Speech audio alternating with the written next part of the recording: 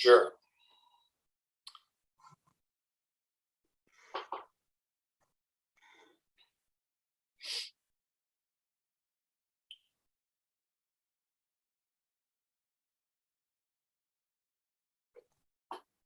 Okay, you may go ahead. All right. Well, welcome everybody, and I'll call this Heritage Committee meeting to order. And there may be a couple of others that are going to join us shortly, but that will happen in due course. So right off the top, we have a presentation about the Tourism Master Plan and the Public Art Program. And Stephanie, I think you are in charge of that. So the floor is yours. Excellent. Thank you so very much, Councillor Rietma, and thank you for having me back to the Heritage Barrie Committee. This time around, as promised, we thought it would be helpful to take you through, I'm going to give a little bit of a department overview, but certainly I understand the focus for the group is around public art and, of course, our tourism master plan. So I'm going to try and be efficient at sharing my screen and get that going. I am very pleased to have with me both our public art coordinator, Carol Ann Ryan, who will be doing a portion of the program, as well as Rob McDonald, who is our tourism coordinator, who will be speaking to that lens. So I will go ahead and start my show from the beginning. And everyone can see that A-okay? You're good. Awesome, thank you very much. So I wanted to start, again, just a little bit of an overview of our department in general as economic and creative development and where we see our purpose. We did, in late 2009, there was a reorganization of some of the city departments that put creative, culture development, innovation, and entrepreneurship in with the economic development department. So we became economic and creative development. And we really view our purpose as uniting and collaborating within the community to deliver supports, programs, services that really ignite economic growth, promote diversification, innovation, and resilience in our business, our arts, and culture communities.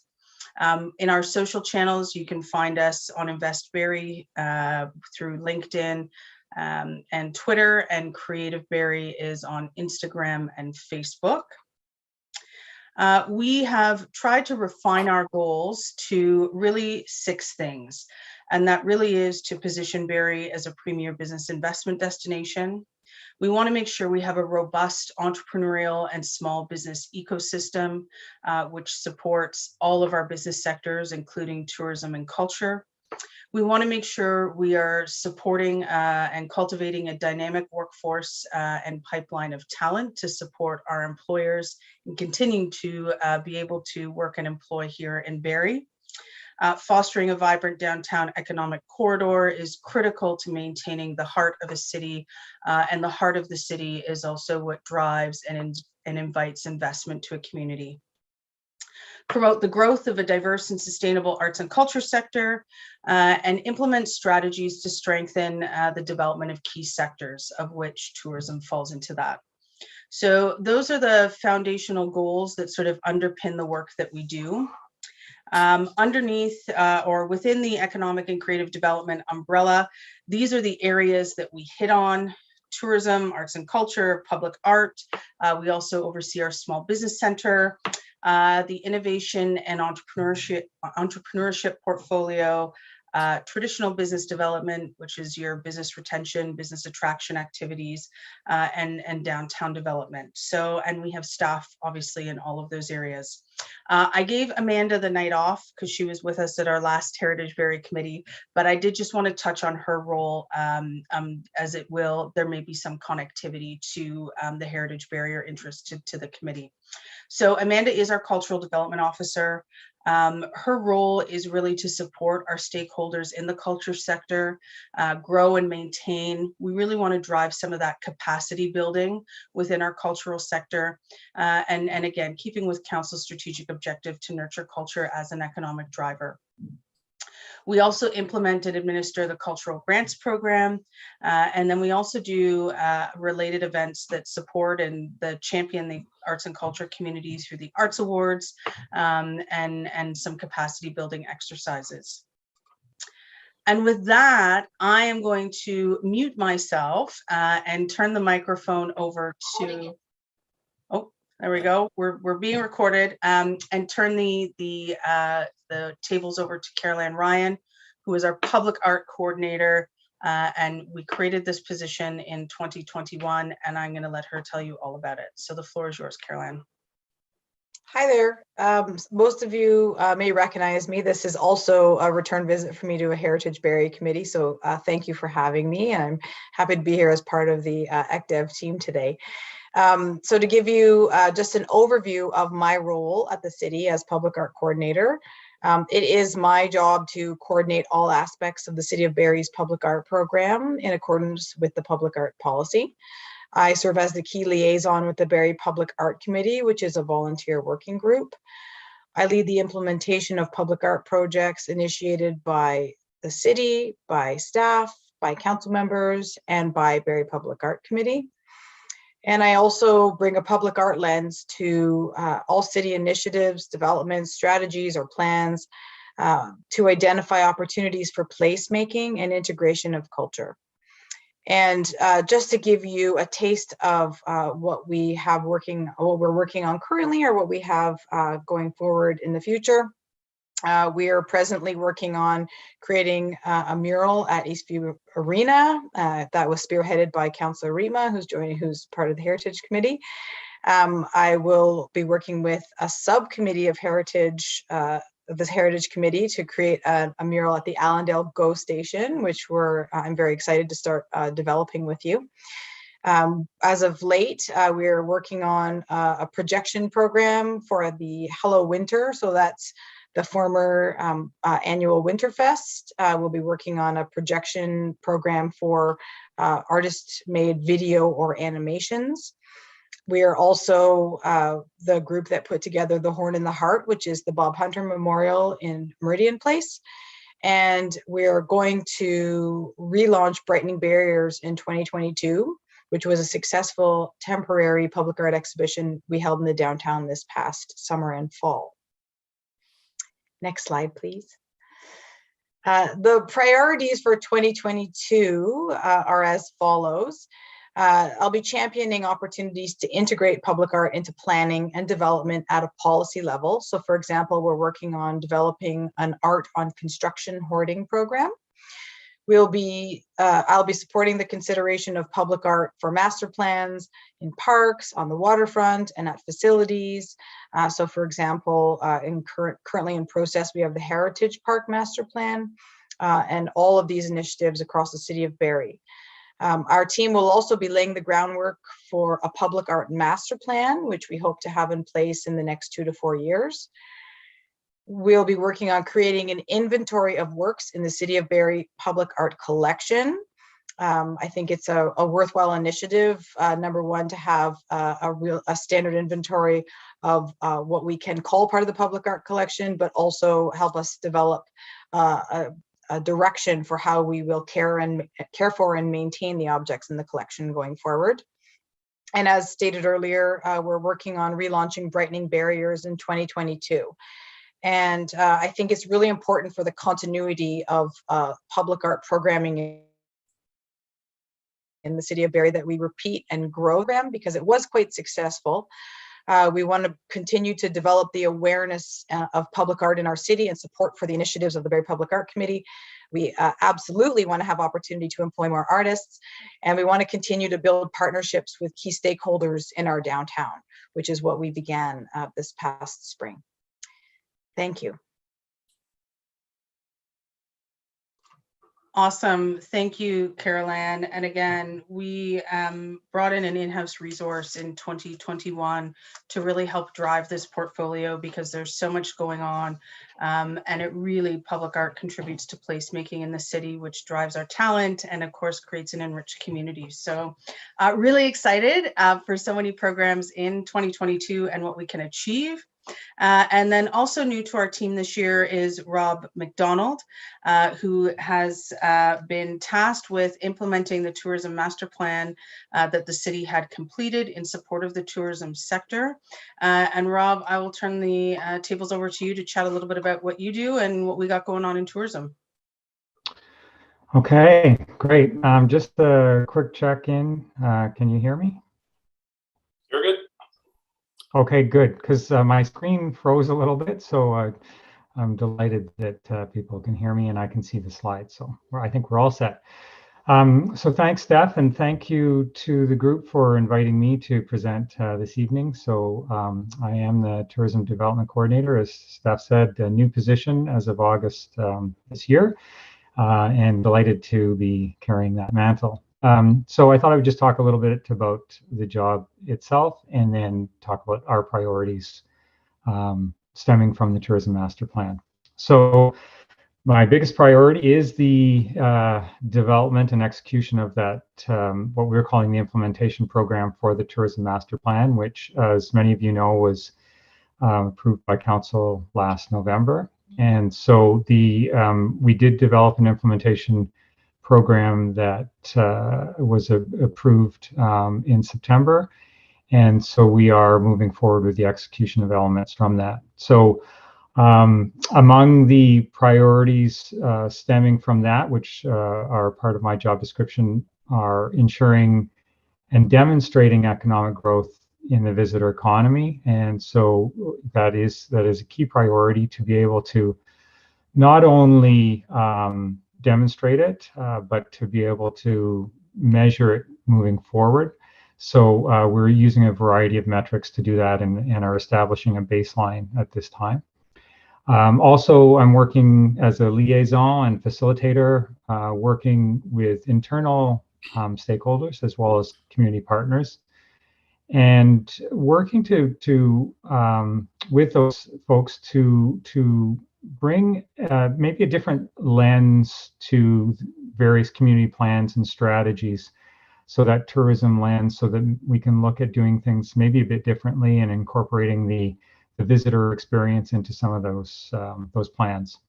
And so some of the projects that we're working on, and I'll unpackage a little bit more, are COVID recovery, wayfinding strategy, sport tourism, and then working with park staff on the waterfront strategy. Okay, next, please. So I won't go into too much detail about this, but this is one of the visuals or infographics taken from the Tourism Master Plan, and I like it because it kind of shows some of the direct benefits of the growing the visitor economy. Excuse me. So you know, if kind of starting at the top, if we can increase the visitation all year round, not just in the summer, but all year round, then we're going to see a number of benefits, including, for example, higher occupancy and increased ADR, which is average daily rate at hotels. And those things in turn help increase our MAT revenues. So that's the municipal accommodation tax, of which 100% is going back into tourism. And then obviously things like increased daily spending in restaurants and retail, as well as increased parking revenues, are direct benefits as well. Increased development that touches on tourism, growth in the downtown are also direct benefits, which in turn help increase the overall tax revenues for the city. And then we like to say that the visitor of today is possibly the resident of tomorrow. So as we move to the right of this visual, we can see that if we're successful with the growing the visitor economy, that it can have long-term benefits for things like talent attraction, new housing opportunities, attracting new businesses, and then ultimately, you know, all those things also help with new and upgraded facilities. So lots of benefits. And if there's any question about just how many benefits, Tourism Barrie did a report a couple of years ago and found that that the visitor economy was about $140 million in the city of Barrie. So by any standards, that's a significant part of the overall economy. Next slide, please.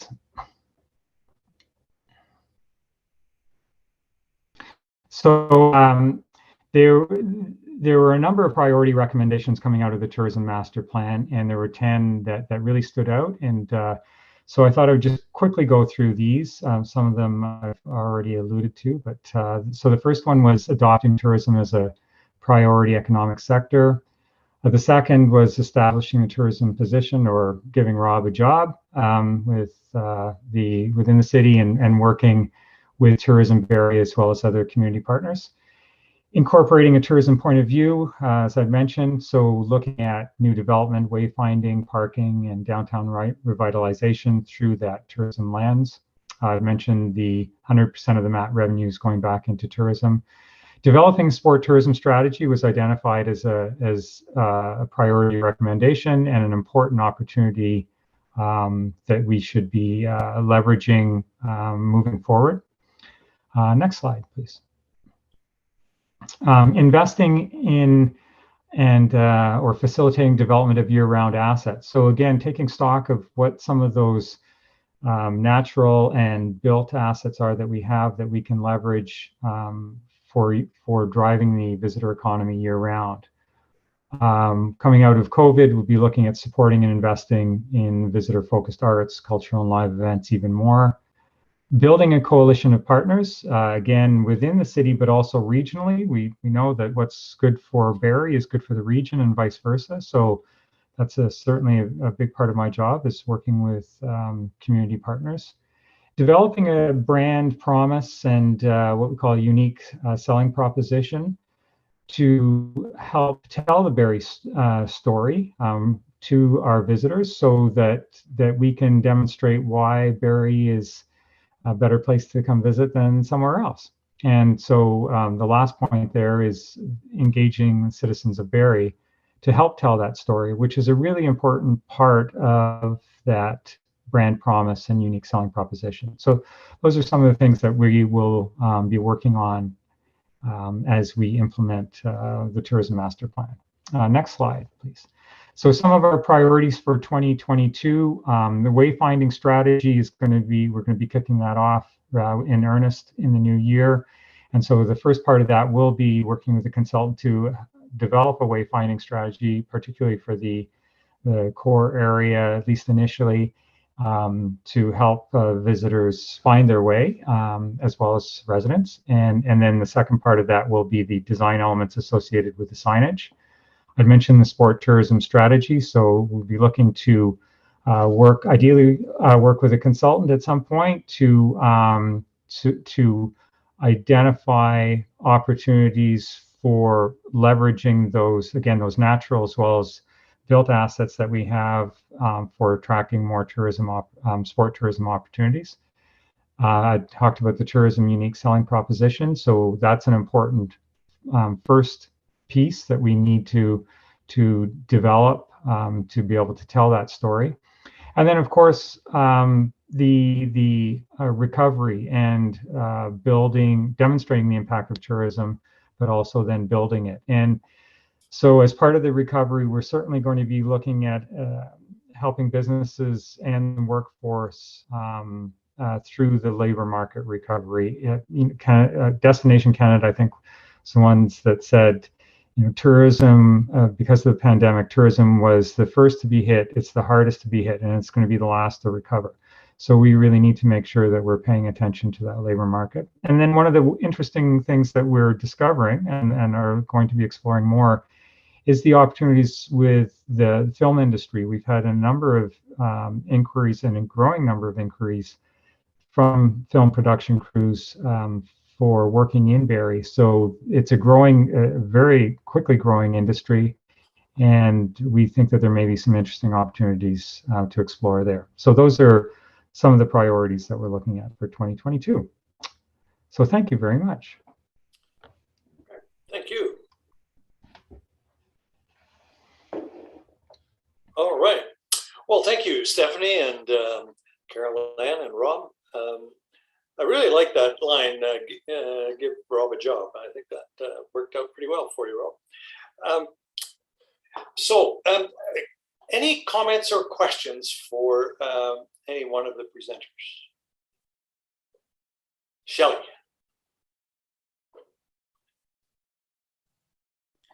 Thank you both, well, including Stephanie, for giving us that I guess more information. I have some questions actually directed to Carol Ann with regards to the public art side of things. I was just curious if I know have looked at looking at art on some of the, well, I'm going to say utility boxes, but things that are around downtown, particularly because of the heritage buildings downtown, to tell a little bit more of a story. So I'm just curious of whether or not that's even, I'm sure on your radar, but if that's even falling into one of the things that you're looking at for 2022. Hi, Shelley. Thanks for your question.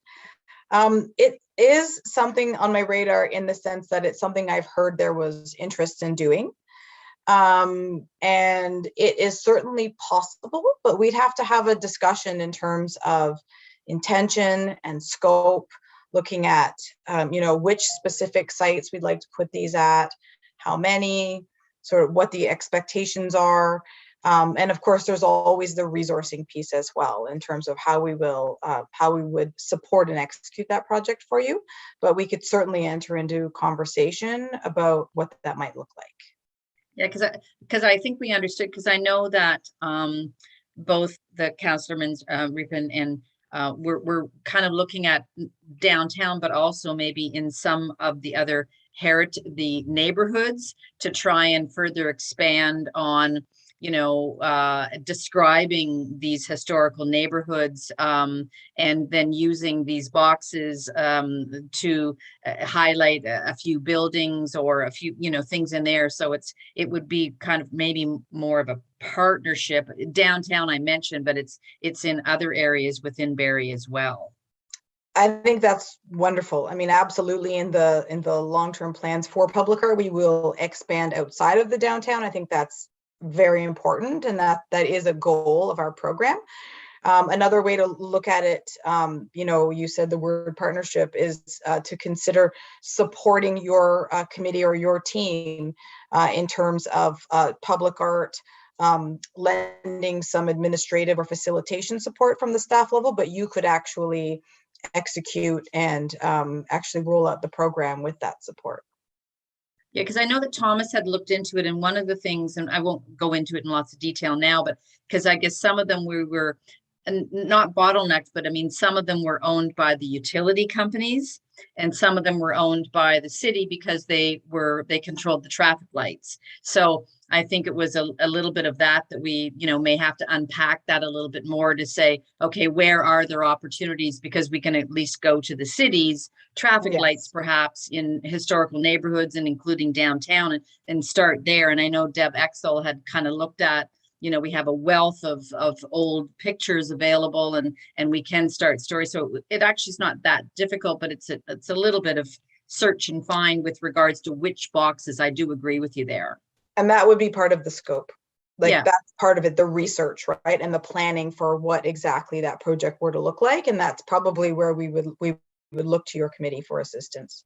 Okay, so I think Jim has a question, and I have another one as well. Unless Steph has any follow-up to my answer there. I may just dive in, and I really like your point. And one of the things that Carol Ann and I have talked about in this public art portfolio is some of that, again, how do you build capacity in some of that greater mass? We are one resource and a part-time resource at that, and an incredible public art committee. But how do we develop some of those toolkits that empower groups such as yourselves, where we can help support with some of that pre-leg work in terms of, well, if I want to put something on a box, what does that look like? Well, here's where that sort of recipe is, And then if you have the resourcing and ability to sort of do some of that content piece, all of a sudden we're able to do more together and have more of that critical mass. So that certainly is something from that framework piece that we're looking at doing. And maybe this is a project that allows us to start to put that toolkit together. So I certainly think that's a conversation that we can take away. But exactly, we can't do all the things. So how do we help empower our community to do some of the great things around the city and help take public art outside of beyond the downtown and really get it integrated into our city. So I appreciate the comment. Yeah, and I certainly think that some of the members of the committee have done a fair bit of work on this already. And I think that, yeah, you'll be hearing from us, I think, because I think there's some opportunities for real partnership and things like that too. Councillor Harris and then Craig. Great, thanks, Councillor Reitman. My questions are for Rob, and they may be not quite heritage focused, but there is a heritage component. I think I was curious about your slide. I think it was slide 5. You talked about new upgraded facilities, and I think it was slide 7. You mentioned invest in or facilitate development of year-round assets and support and invest in visitor-focused arts and cultural live events. So I was really interested, Councillor Reitman is smiling because he knows where I'm going. I was interested in your thoughts, Rob. Let's get a job for Rob. Your thoughts on the Performing Arts Center and the value of that to the tourism business. Actually, we're currently looking at a presentation to council coming up in January. So I was just kind of curious, or if I could connect with you offline on that particular element. But so you can either throw an answer at me now, or we can chat later. But I'd love to chat with you. Thank you.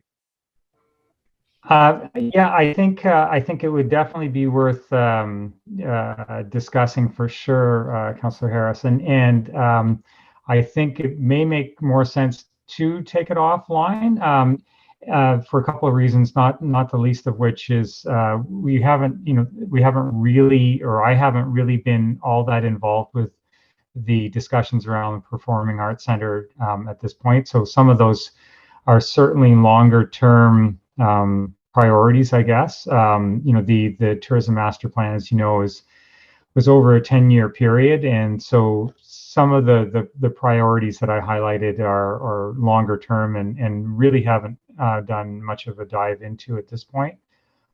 Steph, do you want to add anything because you have been more involved there?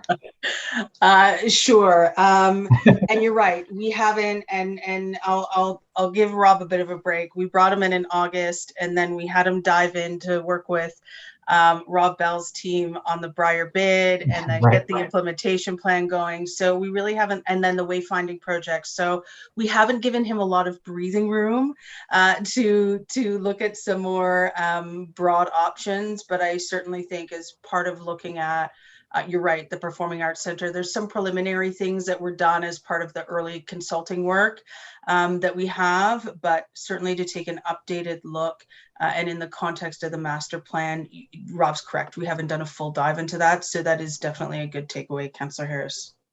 All right, thank you. Yeah, and by the way, Stephanie's been awesome. But I just, we want to get everybody we can to support this project. So Rob, we look forward to chatting with you. Thank you. Absolutely, Councillor Harris. It'd be my pleasure. All right, Craig. Yeah, I was just going to say that, we were looking at going back to those boxes. We're sort of identified areas of the city. And one of the ideas we had was that each ward councillor would maybe make a suggestion on where they would like, maybe there's a box that they like with some sort of artwork or old photographs, and we would do photographs from those areas of the city, old farmhouses or the people that lived in those communities, rather than focusing just on the waterfront or just in the downtown, and really sort of connect, because there's so many new people in Barrie. They don't know the history of their community, places like Holly and Painswick and places like that. And I think that would connect a lot of the new people, new residents to Barrie, to the history of Barrie. And it's not just in the downtown, and a lot of these communities, they were little communities, but they were there. So that was one thing we were looking at. And if we could even get, you know, each ward, you know, one place they'd like to, that would be a great start.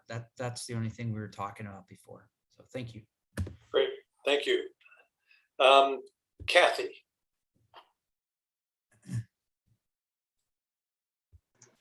Hi, thanks.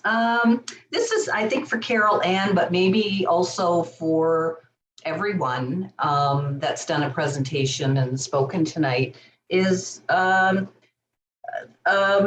where do you see heritage actually fitting? Where does heritage fit in here in the bigger picture?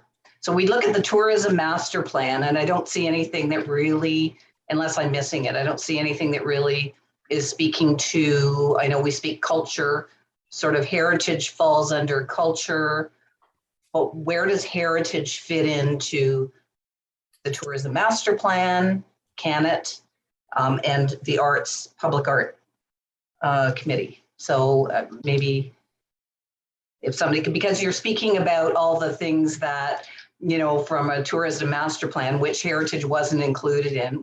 Heritage doesn't have a master plan.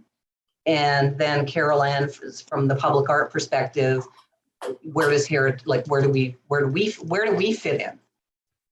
So I might take Tackle yeah, if you're okay, I'll take an initial stab, and then I think the subject matter experts can probably better refine my commentary. But and agree with you, the words heritage aren't in you know, specifically mentioned in the tourism area.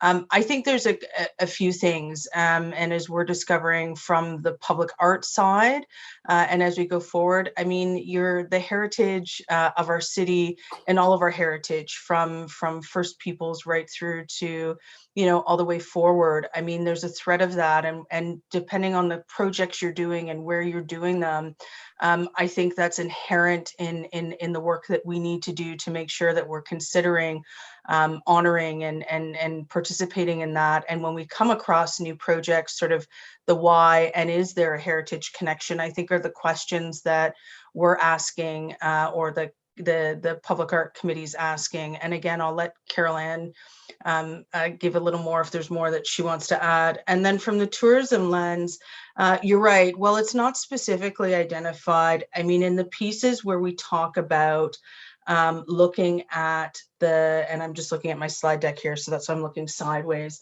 But when we talk about, you know, looking at year-round assets and that experience and product development, all of those things have the potential to connect to heritage. And what are the kind of experiences that we're looking to leverage our assets for? And when you look at much of our naturalized space, we were just here last month with this group talking about Allendale Station and the Heritage Train. How do we build some of that connectivity? So I think it will be inherent in the work that we do, even though it's not sort of outwardly in flashing lights. And again, both of these portfolios are relatively new.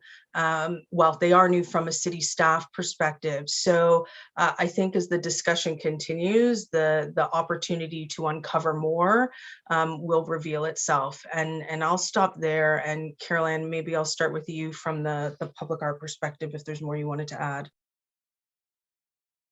Thanks, Steph. I think you covered it quite well. All I was thinking following your comments was just that I think any public art opportunity is a possibility for a heritage subject. So it's just a matter of where that proposal comes from, what the intention of the project is. And I think heritage is really always on the table as a subject for public art, unless it's excluded from a very specific scope. But I think it's always possible to tap into that, because we are very interested in making public art for our city, about our city.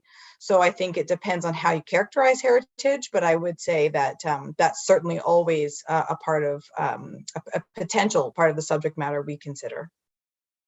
Thank you. you. And I did have a couple of short questions. One was, can you remind me what Brightening of Barriers was? Sure.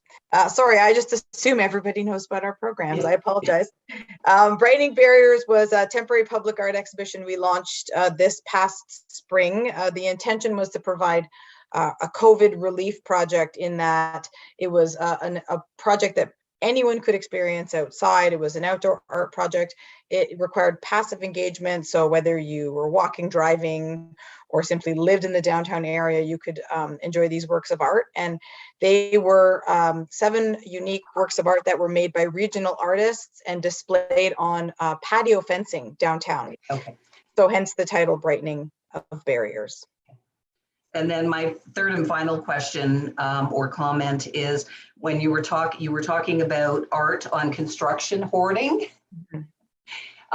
One of the things that I had done a while ago was sent a note off to one of the senior planners, Celeste, talking about that very thing in relation to where the Uptown Theater currently is no longer, but where that whole construction is going to go on for a number of years, that entire block, and where all the fencing is up, and whether we could tell the story of that block from the 1800s right through to the current new buildings that are going up, to sort of tell the story of the history of that block.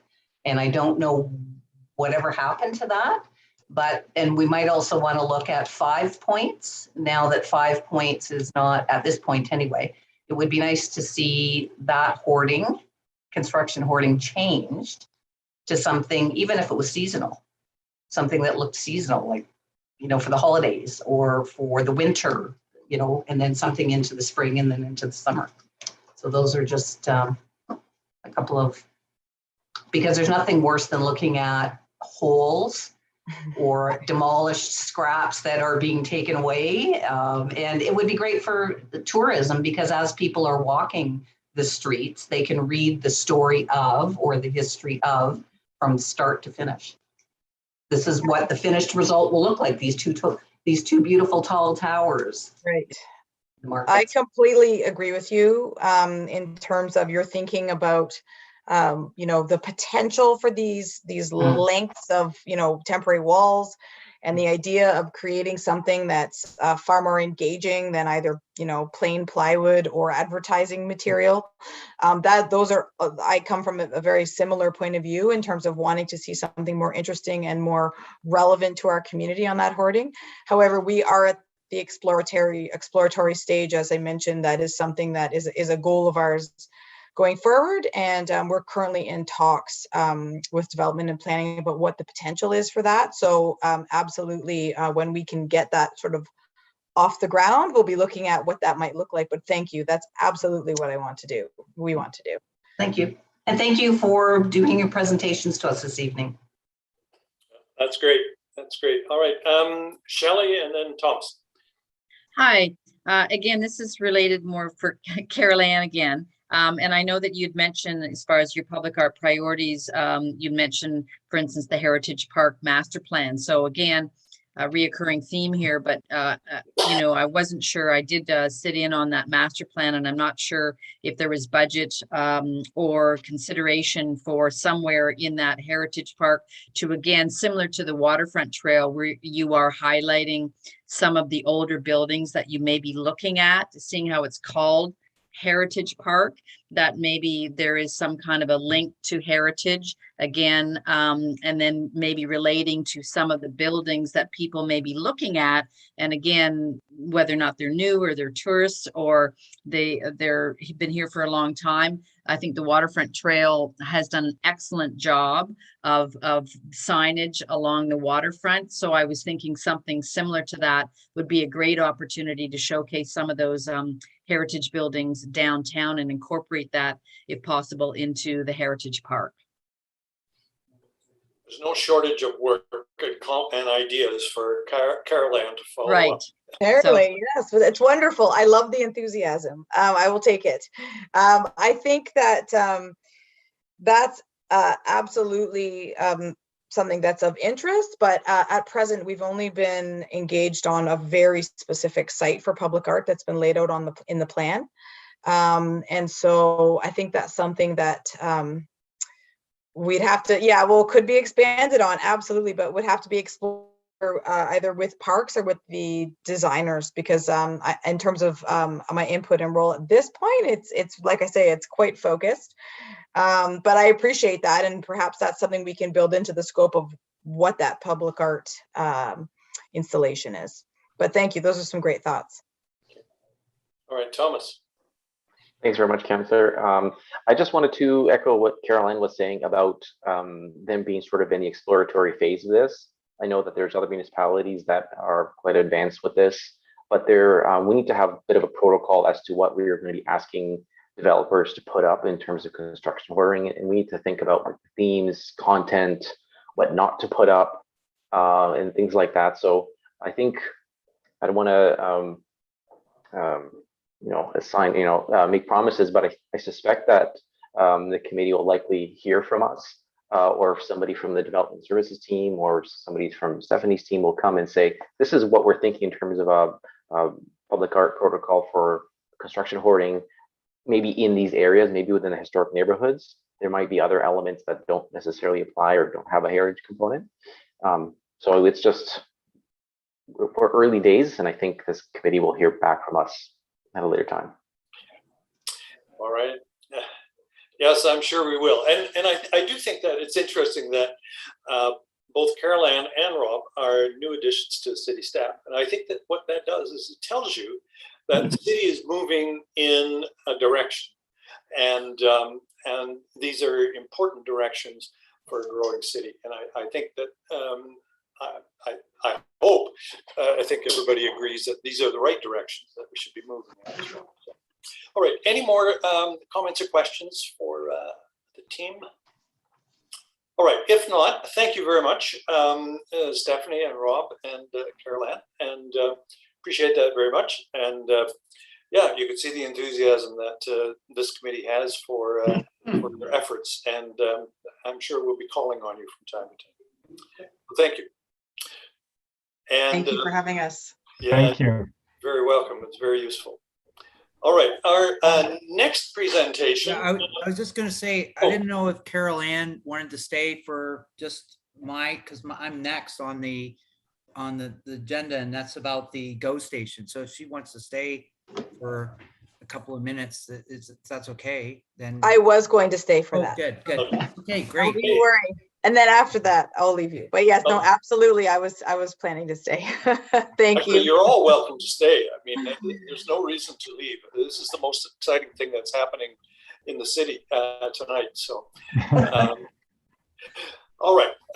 So our next one is a presentation on the historic Allendale train improvements. And I think that is Amanda and Jason to head that off. Is that correct?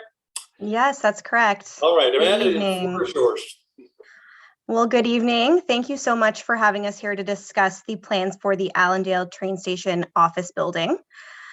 Just to introduce ourselves quickly, my name is Amanda Boissel. I'm a project manager with Capital Facilities. And joining me is Jason DeVroom, who is a supervisor with Capital Facilities. Jason has extensive experience with the Allendale train station, working closely on the current archaeological investigation that began over 4 years ago. But as I'm sure most of you are aware, there's been multiple archaeological investigations through the years. He's also been involved in the proposed plans for the long-term use of these historical buildings, and he will be working closely with me on this project. I myself started with the city in 2020, and I also became a resident of the city at the same time. And of course, I was very interested in this building. I asked as many questions to Jason as I could to find out what the history was behind it, and I learned a lot about the historical significance of the building to our city. With that in mind, when the opportunity presented to manage a big room out of the Allendale train station office building, I was very excited to be involved, but I was also aware of the importance of the historical significance of this building to our community, which brings me to why we're here today, which is to present our plans to the Barrie Heritage Committee and to also just seek some direction and feedback from the committee on our proposed interior alteration. So with that, I'm going to just share my screen here and just want to ensure everyone can see. Is everyone able to see my presentation? Yes. Excellent. There we are. You're full screen now. Excellent. So most know Allendale train station as one of the city of Barrie's most iconic historical landmarks, once consisting of a passenger depot, restaurant, and two-story office building. This area was a focal point dating back to the 1800s and through the decades to follow. Over the years, the building has gone from states of disrepair to revitalization, but not without many obstacles and challenges along the way. Some of which included a fire circa 2007, as well as extensive archaeological investigations, the most recent beginning in 2017 and is still ongoing today. Renovations have taken place over the decades with major updates being made in the 60s and 80s. Unfortunately, during these renovations, most or all of the remaining historical features were either removed or replaced to accommodate the current needs of the building. In 2009, the city began the exterior and interior restoration of the existing passenger hall and dining hall buildings to promote the long-term integrity of the structures.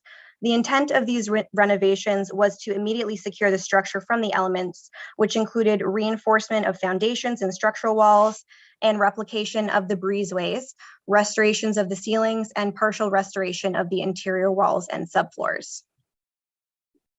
As time goes by and these buildings remain unoccupied, they continue to fall into deeper states of disrepair. Many of the original features have degraded over time due to natural causes, and there are several safety concerns in the building, including lead and asbestos and unstable flooring and ceilings. The city of Barrie will be seeing multiple IPD projects, which will require big room spaces. For those who don't know, a big room is a collaborative open area that project stakeholders can use to share information, make project-related decisions, and collectively work towards a successful construction project execution. The location of the Allendale train station office building was a primary factor considering this building for the use of a big room, as it's very central location and is in close proximity to the upcoming Transit Hub project, as well as multiple wastewater projects. Which is why we're proposing to renovate the existing office building to make use of this amazing space and to bring some purpose back into the building. Corporate Facilities is proposing remediation of lead and asbestos by removal of the contaminated lath and plaster, and would like to see the building renovated to make the space usable for the City of Barrie staff. Understanding that heritage is a high priority for this building, the proposal would include very basic interior finishes that can be altered and updated in the future to accommodate the long-term plans for the building, which would include any heritage-specific features or finishes. And there would be minimal layout changes with no exterior alterations. Being able to use this building as a big room would save the city significant costs over the duration of the IPD projects. And the funding for this project would be utilizing a city-owned asset as opposed to renting multiple site trailers for each of the projects. Our goal is to bring people back into this building, and we don't think there is a better use than to facilitate meetings for future infrastructure for the City of Barrie. We have building permit drawings being drafted for interior alterations, which include simple finishes and the addition of a barrier-free washroom on the main floor. We would require council approval in order to proceed, and if given, we would like to have construction out to the market in 2022. So considering a lot of the historical elements identified in the heritage easement agreement are no longer present in the building, at this time and in this beginning conceptual design phase, we're requesting input from the committee on the expected criteria of the heritage involvement for the temporary use of this building for IPD projects. At this point, we can open the floor up to questions or comments from the committee. All right. Thank you very much, Amanda. Any questions for Amanda and her team? Thomas, I think your hand is up. Thank you, Councillor. I just wanted to. Can I ask one question before before you do that? What does IPD stand for?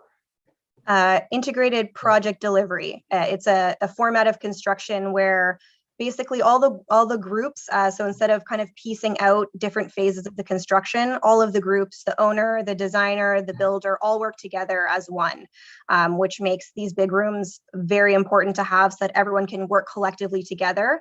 It's a very it's a newer form of construction, but it seems to be kind of the way forward with construction, and a lot of projects moving forward are looking to use this method for construction. Okay, thank you. Thomas, sorry. Thank you, Councillor. I just wanted to give the committee a bit of background as to process. So if you committee recalls, this is a designated building, and we would be making alterations to the building. There is a specific process for that to make alterations to the heritage attributes of a designated building. So we are going to be proceeding under that process, which is prescribed under the Ontario Heritage Act. So that process gets triggered when a building permit application is received by myself. Then I review the heritage attributes of that building in relation to what is being proposed. I write a staff report, and then we also would check in with the committee to make sure that the committee doesn't have any concerns, and request that the committee recommend to council that the proposed alterations be required. So we're not there yet. There's no building permit yet. Right now, Amanda and Jason are here proactively to talk to the committee, get your feedback on the proposed design, and make any alterations as needed. And then we'll apply for the building permit, and then the formal process begins. So we're very early on, and they're here proactively to get your feedback. So that's it for me. Thanks very much, Chair. Okay, thank you. Shelley. Hi, this is I think I'm unmuted. Thank you. Sorry. This is fantastic to see, some ideas and thoughts and all the good work that you've already put into it, both Amanda and Jason. So thank you very much for bringing this to our attention. And I guess one of the questions was, is this, and maybe Stephanie can answer, is this kind of similar to like a sandbox idea where, that large open space upstairs that various people can rent out or use in various fashions? So I guess that was kind of a question just to kind of visualize what the space would be like. Sorry, Jason. Jason. Yes, it's very much like a sandbox idea. However, it wouldn't be a space that's rented out. It's dedicated to the project stakeholders, the architects, the engineers, the general contractor, even their sub-trades. They all come together in these spaces, and they design the buildings together so that we avoid missing. So actually, I'm going to flip back to a regular construction project. You get a lot of change orders, and change orders happen when there's unforeseen conditions, stuff that maybe a subcontractor says, oh, that wasn't part of the bid. In this scenario where we're using an IPD delivery model, you are kind of avoiding all that, because now you've brought the sub-trades to the table, and they are designing with the architect. So they are actually providing their feedback, their input throughout the design process. So in essence, we are creating a space for the architects, designers, the contractors to work from, as opposed to working from their own offices? No, it's a space that they all come together with the city. So there's a city staff as well, and collaboratively discuss, come up with a design, but then they go back to their own offices where they do the actual design work. So okay. it's not as if we're creating an office for them and that's how they're going to work out of. It's meant for collaboration only. Okay, and not open, really, not going to say to the general public, but not open to other groups. It's just the people that are involved in the historical restoration work of the railway station. Okay. Yes. So, and I'm sure you're going to take parking into consideration and all those other good things. So I'll leave it with you because I know there's a lot of other questions. So thank you once again. It sounds like a great idea. Great. Craig, and then Sarah and Deb.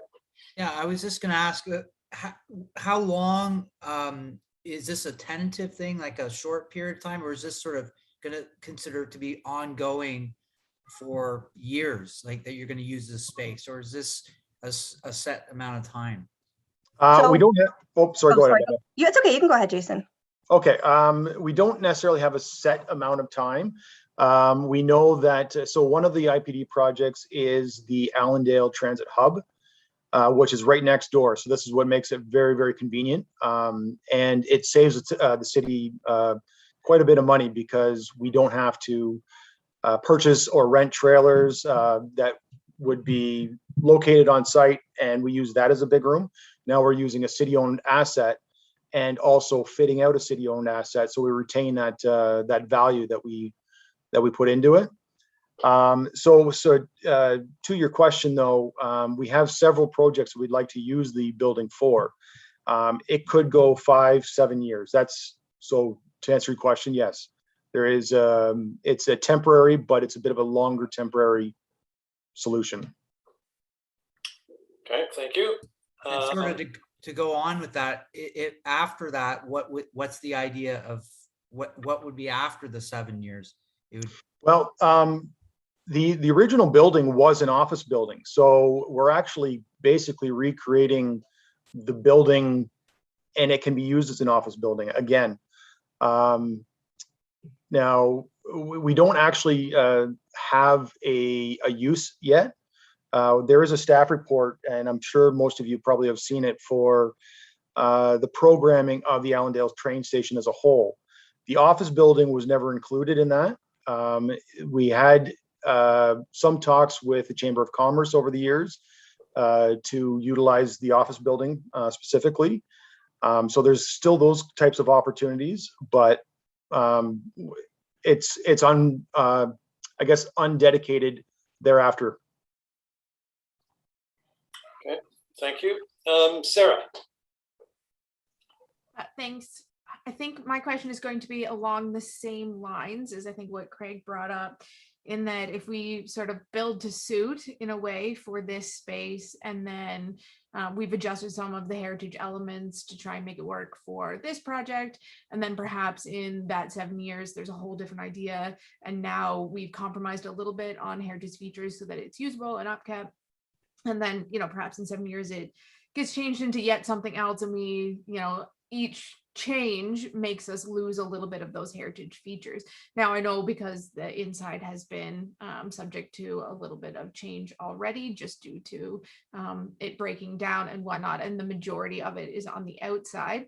I think maybe our concern would be that there is so much unknown with it that if there's some way that we could make it so that there's not as many changes that would be done in the future. Like, I understand that you're going to have to take the asbestos out, and that in itself is going to require some changes, but I think mostly just the fact that we don't know what might happen to it again in the future. I think before we were talking about maybe having the train come back, and if we can't have the train come back, the one that's at the museum now, we talked about getting a little bit of a mini museum installation in the building or around the building, so that we could maybe use it for a heritage feature. Is that something that could be incorporated into this design? And now that perhaps it's not going to be open to the public, like if you're just using it as a specific space for specific projects, specific people, then that sort of idea of getting that museum-esque quality into it is kind of diminished, I suppose, if it's just going to be for lack of better word, just one company using it. If it was more of a shared space, then that would that would make it a little bit more useful for us in terms of heritage. Is there any ideas to incorporate that, or are you guys just looking to sort of do more of the heritage features of the building? Go ahead, Amanda. Yeah, no, so I was just going to say, we're certainly open to any, comments or contributions that the committee would like to see as far as, heritage features go. If there's something that we can do within a reasonable budget, we're certainly happy to bring that back to our designer and express that to him. But as far as the long-term plans, I think something else that's, a very important factor is that the archaeology investigation that's ongoing, and Jason, feel free to jump in on the specifics of it. But as far as we know right now, there's not an end in sight for that. So for the timeframes, I can't speak to say that it would align with the end of the archaeology investigation. Obviously, if we're looking at, potentially 7 years of using this building as a big room for IPD projects, that's a fairly lengthy amount of time. But we already are at the 4-year stage for the archaeology investigation, and it's still fairly unknown what the future of this building is going to be used for. Is primarily the office building. I know Jason had mentioned that was not included. It was the passenger depot and the train station.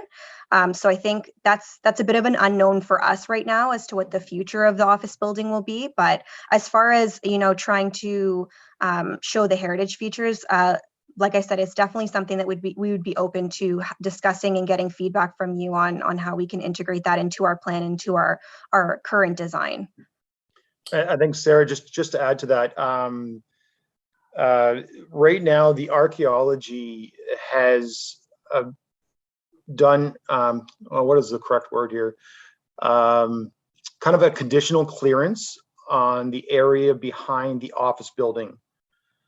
So they have done their investigation, and we now are more focused on the area behind the passenger depot and the dining hall, and also the area under the breezeway between the dining hall and the passenger depot. So that's what's giving us this kind of opportunity to make use of just the one building itself. So we're only talking about the 2-story building further to the west.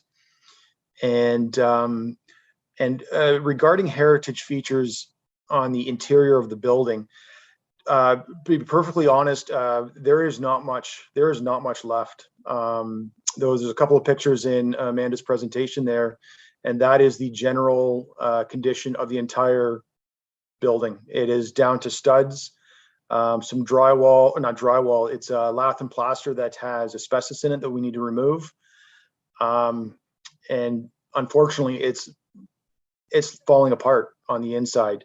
Outside, we will not touch, that's for sure, because we know that the heritage value of the exterior, how everything basically ties together with all 3 buildings, and it all looks exactly the way it was built in 1905. It was finished. There is no way we'll touch that. Okay, thank you. Deb.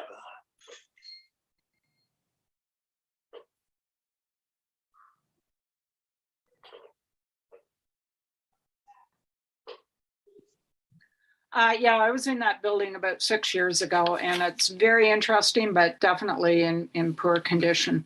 So my question to the project team, in the interest of historical record keeping, is there an opportunity for a group such as, I don't know, Barrie Historical Archive to come in and photograph the building the way it looks today, just to capture what's remaining of the original condition. So we have a record and some documentation around that.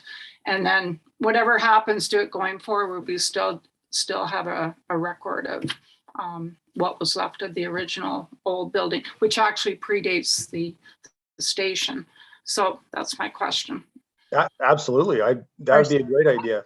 Yep, I'd be happy to liaise with that. So if anybody, whomever would be the best contact to reach out, yeah, absolutely. Feel free. That would be me, and we would be happy to actually put it on in the archive as part of the City of Barrie collection. So absolutely, yeah, we can absolutely facilitate a walkthrough and get that on record, no problem. Great, thank you. Deb, just to kind of double down on that, we actually have, I don't know if anybody's familiar with LiDAR scanning. We have a full LiDAR scan, 3-dimensional scan of inside the building, where you can virtually go in the building and look around.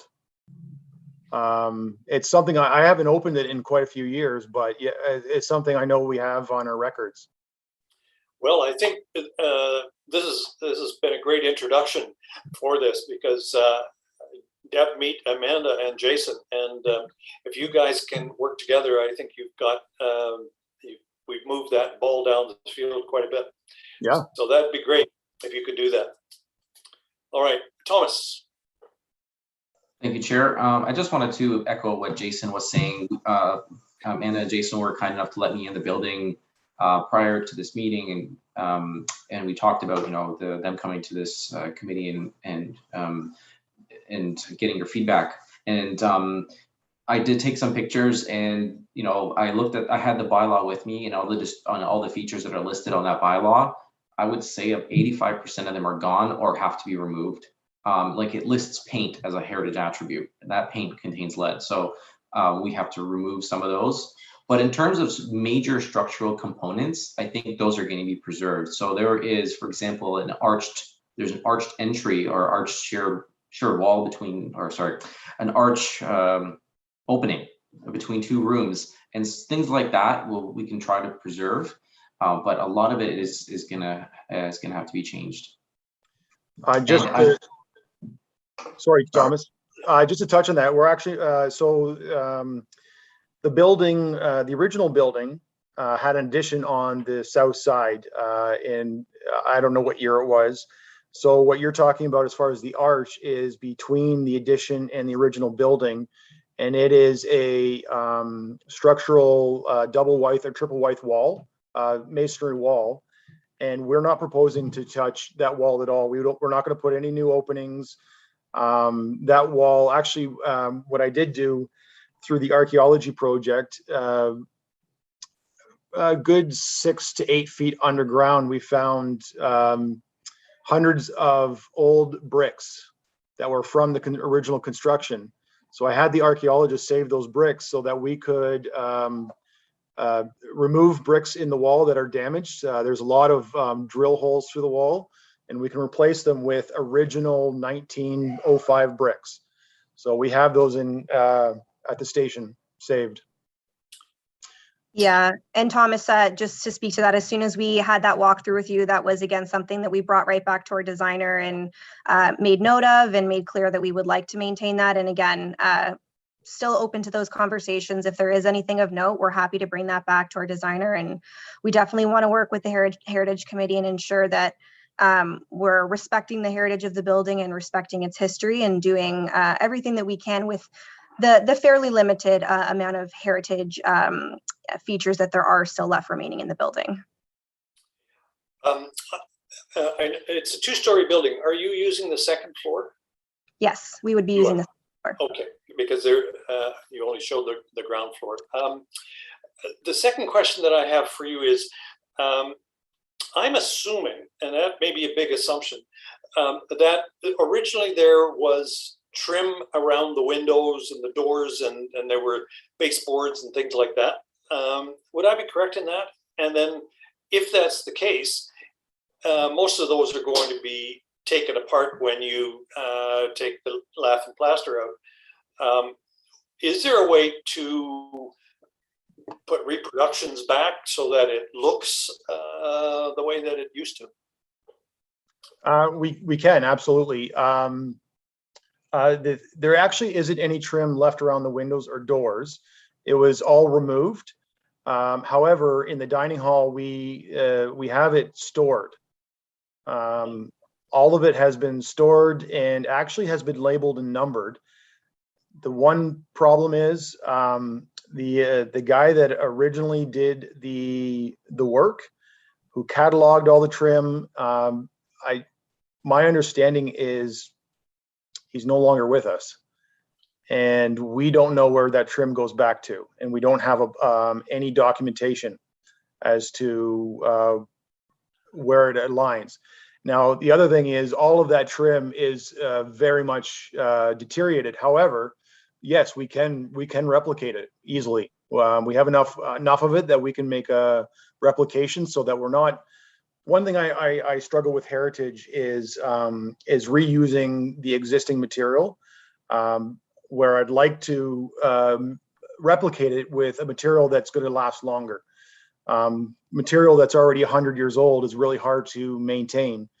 So to answer your question, yes, absolutely, we can do that. All right, I think it's something for you to consider, and I agree. I mean, trying to put the original material back is like doing a puzzle without having the top of the box to watch. That's exactly it. And I think the other part of it is exactly. I mean, that wood is going to be very dry and very going to split on you, and it is going to be a problem.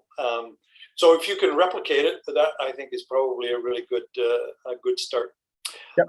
Sorry, I didn't want to take any airtime. Kathy and then Kaylee.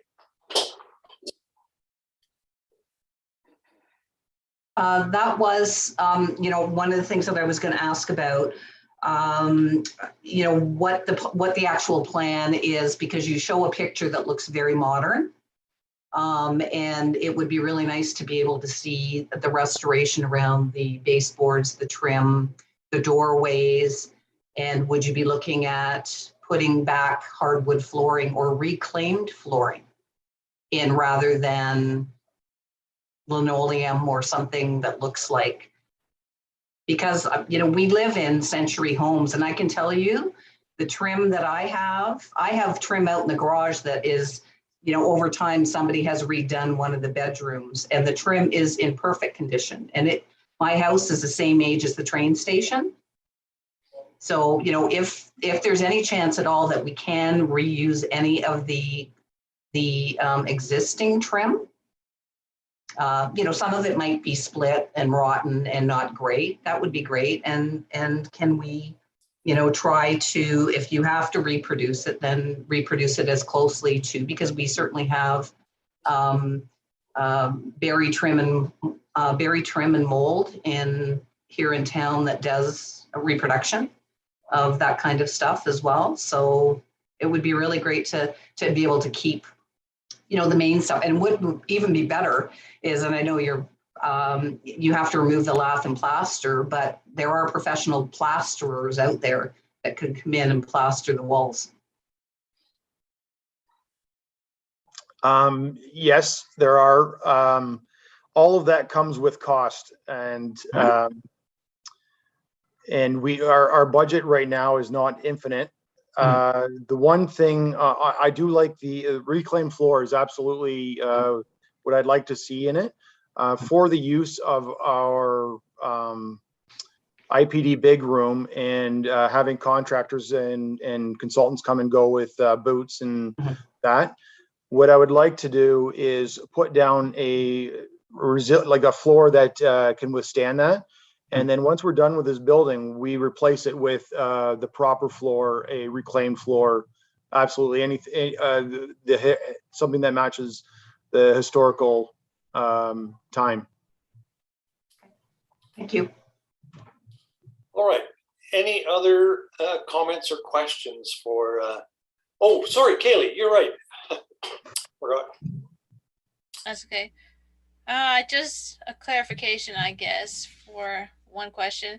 This is just going to be a meeting spot, so no one's going to be there all the time. They're just going to come together, and when they have a meeting, this is where they're going to hold it. So go ahead, Meta. Sorry. So I was just going to say, it's going to be during like working hours, construction working hours. So to kind of give you a visualization of the space, there's going to be multiple projects ongoing, and we're going to have multiple groups. So we're going to have facilities, wastewater, depending on what the time frame for those projects are going to be working out of this building. It will still be within working hours, but it will be like a Monday to Friday, probably 7 to 5 hours of operation. And again, the intent is to have only staff that are going to be working on specific projects having access. It wouldn't be a public facility. It would likely be key fob access, but it wouldn't be like a 24/7 operation. It would just be Monday to Friday. And I guess my follow-up is there sort of research into how much this would cost in restoration, and you're saying redoing the floor later versus other choices, other meeting spots, a larger trailer, stuff like that? Is there a big difference? Like, this seems like a lot of money for a meeting spot that's only going to last for so long, and I was sort of involved a bit with the archaeology, and it seems like the perimeter around the building is very narrow for what the city owns. So I'm not sure about parking and stuff right there as well. Yeah, so to speak on the costs, it actually would be saving quite a bit for each project. And so we're looking at about 3 to 4 IPD projects currently.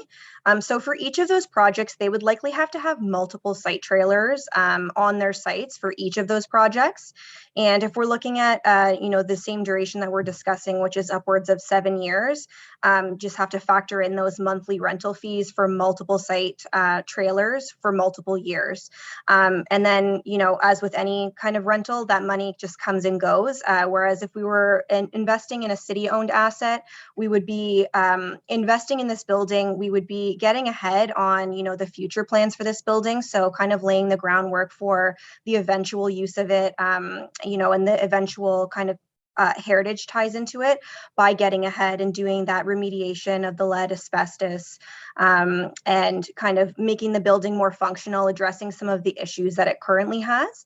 And then as far as the parking goes, Jason had touched on that for the archaeology, that we have been given the go-ahead to have that preliminary clearance of the area. Right now, if you're familiar with the area, there's a large pile of dirt that has come from the archaeology investigation that's going to be backfilled. So that's going to open up that space behind the building for parking. And then we are investigating other alternatives for parking, but for the immediate future, that would be the parking that would be accessing to that building. And actually, just on the city actually does own quite a bit of property there. We own all of where the hub is going, to the road, and then all the way to Lakeshore. We kind of encompass everything there. Okay, Thomas. Thank you, Chair. I just wanted to quickly say that I think it's really important that we get people back in the building. Something that sits not used will fall into disuse, into disrepair. And like, I was in there and there's like spongy floors, sketchy walls, sketchy stairs. And, when we get people in there, all those things will get fixed. And naturally things start to take on their life of their own, where when you use something, things come up, we're like, oh, we should address this and we should address this. And there will be a continual investment in that property. So I just wanted to say, this might not be the ideal vision for what we want the train station to be. Maybe, ideally we'd like to see it to be a museum, but, I think we just got to get people back in there. And over time, 7 years is a huge amount of time for a corporate asset to be used, and things change. I know we have lots of sort of temporary office space dotted throughout the city and buildings that we own or rent. So there would be probably opportunities for the city to use that asset over time. So just, we got to get in there, got to fix it, got to repair it. And that's it. That's all I wanted to say. Thank you. Yeah, I agree. I mean, I think there's nothing like a building being used to give it life and to and keep it in good shape. All right. Any other comments? Thank you. Oh, Kathy. I did have a question. You're making an accessible washroom. Will you then also be putting a ramp in somewhere into that building? Yeah, so the plan, and we had discussed this with our designer, again, being very sensitive to the exterior of the building, there's a plan to put in a temporary ramp that would meet at the rear of the building. There is a doorway. So we would be putting in a ramp that would not be attached to the building in any way. It would literally be built right up to the entrance at the rear of the building. So we would be making the building accessible and to meet building code. Thank you. Okay.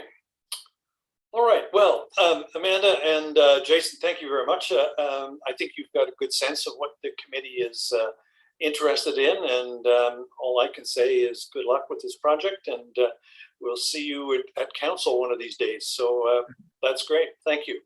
Thank you so much. Thank you, everybody. Thank you. Okay. All right. Have a great evening. All right. The next item on our agenda is the Allendale GO Station Subcommittee. And drum roll for Craig. Yeah, so it's myself and Councillor Harris, and Thomas is sort of helping us.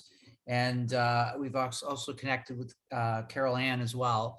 And so we're just sort of in the beginning stages of some ideas. And one of the things Carol Ann's asked us is to come up with some sort of theme on what we think should go in the tunnel, and sort of some ideas.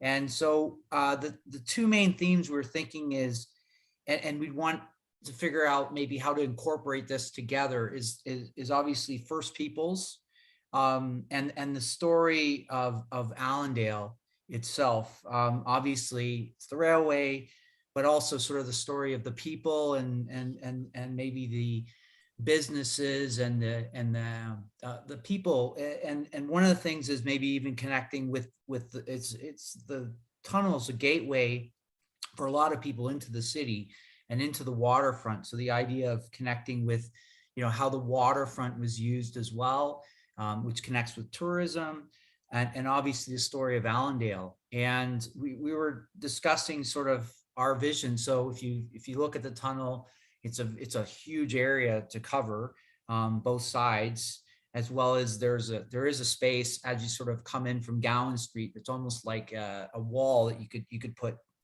mural on, or old photographs, and sort of the idea that we wanted to tell the story of the area and how it was used, but also being very sensitive. One of the things we said is we don't want sort of like a timeline, because then we worry about sort of the past, and then it's sort of being replaced, and then it's like one story ends and another one begins, sort of maybe a blending in the mural or the pictures, and maybe a blend of pictures and murals, so that it sort of celebrates how this area was used. And I think there's some amazing old photographs, and obviously we want the artists to come up with the ideas. We're not artists, but that's sort of our vision, and just the idea that Barrie residents use that station not only to go use the train, but also a lot of times that's people's entrance into the waterfront for festivals and things like that. And I've always said that that's probably the ugliest building in Barrie, and it'd be amazing to make it really connect with heritage, and that's sort of what we were thinking of. And hopefully this would be able to be done so that by October of 2022, that's sort of, it would be great. It's sort of toward the end of our mandate that project would be done. It'd be something I think would be really great. And as hopefully more and more tourists and more people use Barrie, that would be something that I think we'd be very proud of. So thank you. That's great. Thomas, is your hand up, or is that just left up from the last time? I don't know. I don't see. He's disappeared on us. Craig, the question I have for you now is, all right, it sounds, like from 30,000 feet, it sounds great. What's your next step? What do we need to do to get this moving down that line so that we're done by October? I think, next step is Carol Ann to come up with. Yeah, don't have anything to do. Yeah. We're basically, we came up with sort of what we thought would be themes, and we thought that those were good ideas, and we have a general idea. I mean, I've already looked into a long time ago some of the amazing photographs of Allendale and the train station and those sorts of things. So that I think we can get if we're going to have black and white pictures from the past, and the idea is for people to sort of understand what this area is, because one of the things about the tourism is what's unique about Barrie. Well, this is a big part of what makes Barrie unique, the people that lived here and what they did. And the indigenous part, the First Peoples story, that's a part that we obviously feel is very important to be part of it. But obviously, how do we how do we portray that, and who do we go to tell that story? But we definitely thought it wasn't a good idea to do sort of like a timeline. It didn't sit right with me. So, Carol Ann, I saw you wanted to say something, and then Thomas and Shelley and Kaylee. We got some enthusiasm going here. Thank you, Councillor Rietman. I think it's really great to hear that the themes have come together and that we know sort of what we may want to see as the visual outcome for the mural. And to reiterate what Craig said, it is a very large space. The walls are 7 feet high and approximately 55 feet long each in that tunnel.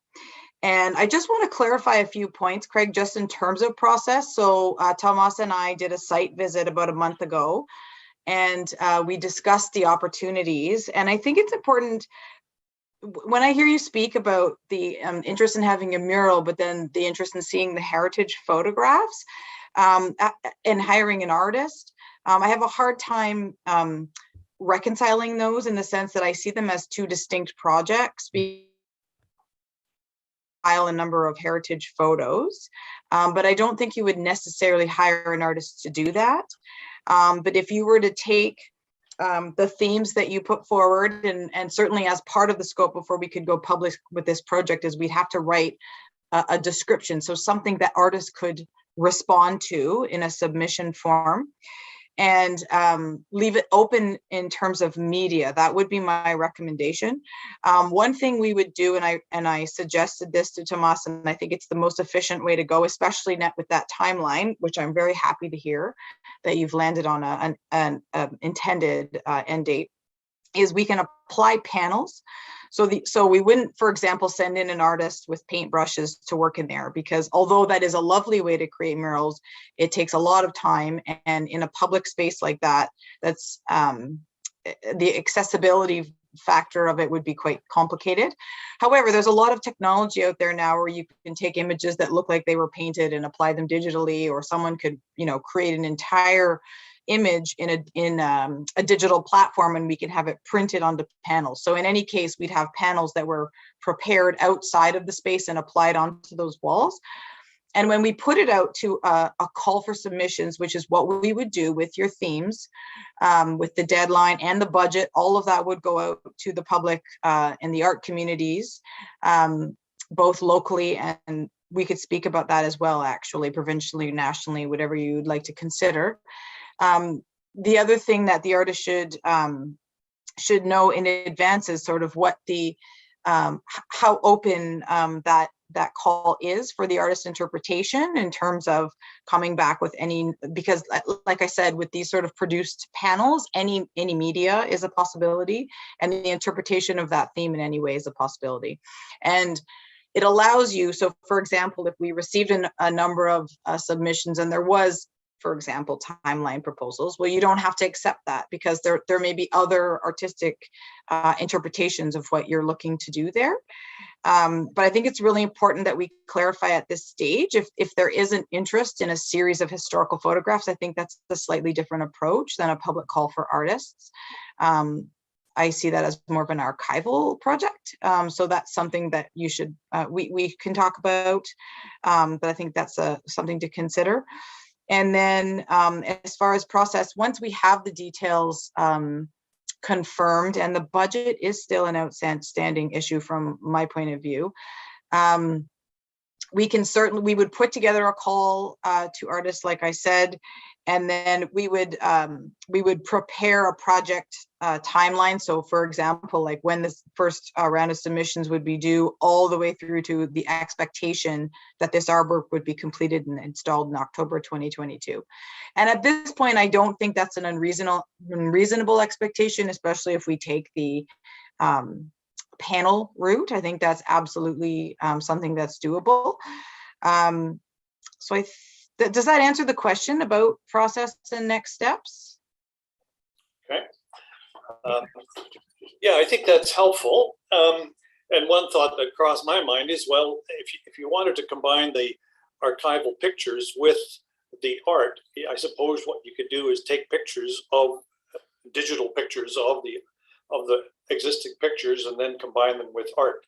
You can tell I'm not an artist, but I bet you some artists could do that. Well, you are absolutely, that would be the only way, even if it was an archival project, they would have to be digitally manipulated and applied onto the panels. But like I said, I think there's a difference than having existing images that are just straightforwardly displayed in a mural format, and what we may think of as a traditional mural as a large public image, right?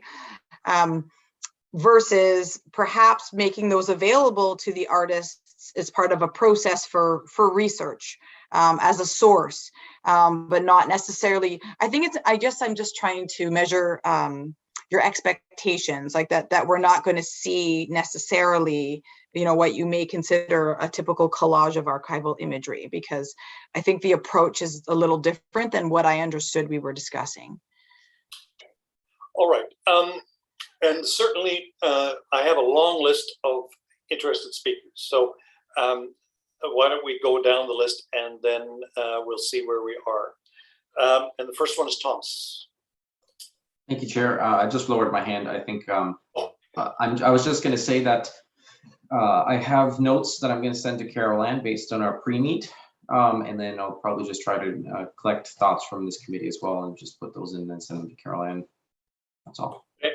All right, Shelley.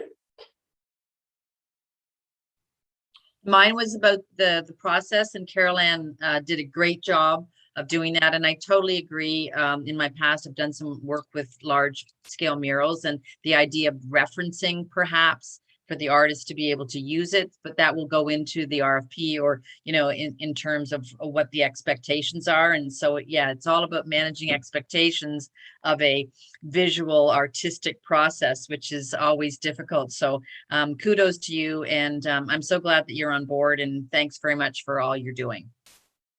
Okay, thanks. Kaylee. Yeah, I have a couple of things. One, you're talking about murals versus photos. If you're wanting to do a history, at least the more modern history, photos will be more accurate. But I know we had talked about getting the First Nations involved, and obviously there was no photos back then. So they may wish to do some sort of artistic rendering of something, but I'd be more interested in seeing more like accurate images of the history of Allendale, if that's what the purpose of it is for, and not just like an art installation. And I wondered if you had thought about, if you're doing panels or something, doing like a bit of a storyboard or something, so there's actual text for the history of the area rather than just images for it as well. Okay. And I'm sure that that will be part of what the artist is going to have to deal with. Sarah. Thanks. I would agree that I kind of like the storyboard idea, because if we are trying to increase the awareness of the history of Allendale, just having little bits of that along with our images would definitely be helpful. My other thing was, we did discuss when we were talking about the train, whether it was actually going to come back to this space or if it was going to be at the museum. We discussed perhaps putting up a picture or a drawing of the train itself. So that could be one of the ones that we actually put on a panel here, because it's an important aspect, and that would kind of help us, because it does sound like for the most part that will probably be staying at the museum. So rather than doing a separate spot where a photo or drawing, whatever, of that train, we could maybe add it into this, because it does sort of kick off the train station area. But just one of those thoughts that maybe that's where we could put that image rather than trying to find a separate space for it. Okay. All right. Thanks. Councillor Harris.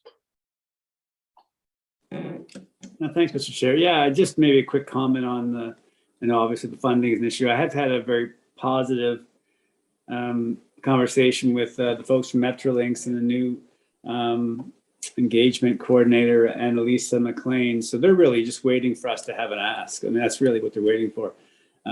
So once we have scope and and we can get to them and say, listen, here's what we're thinking about. Yeah, and I just, right now, I mean, obviously the walls, if you've been down there, and I've been down there, I commuted for a couple of years recently, and it's all concrete, lots of concrete canvas to work with.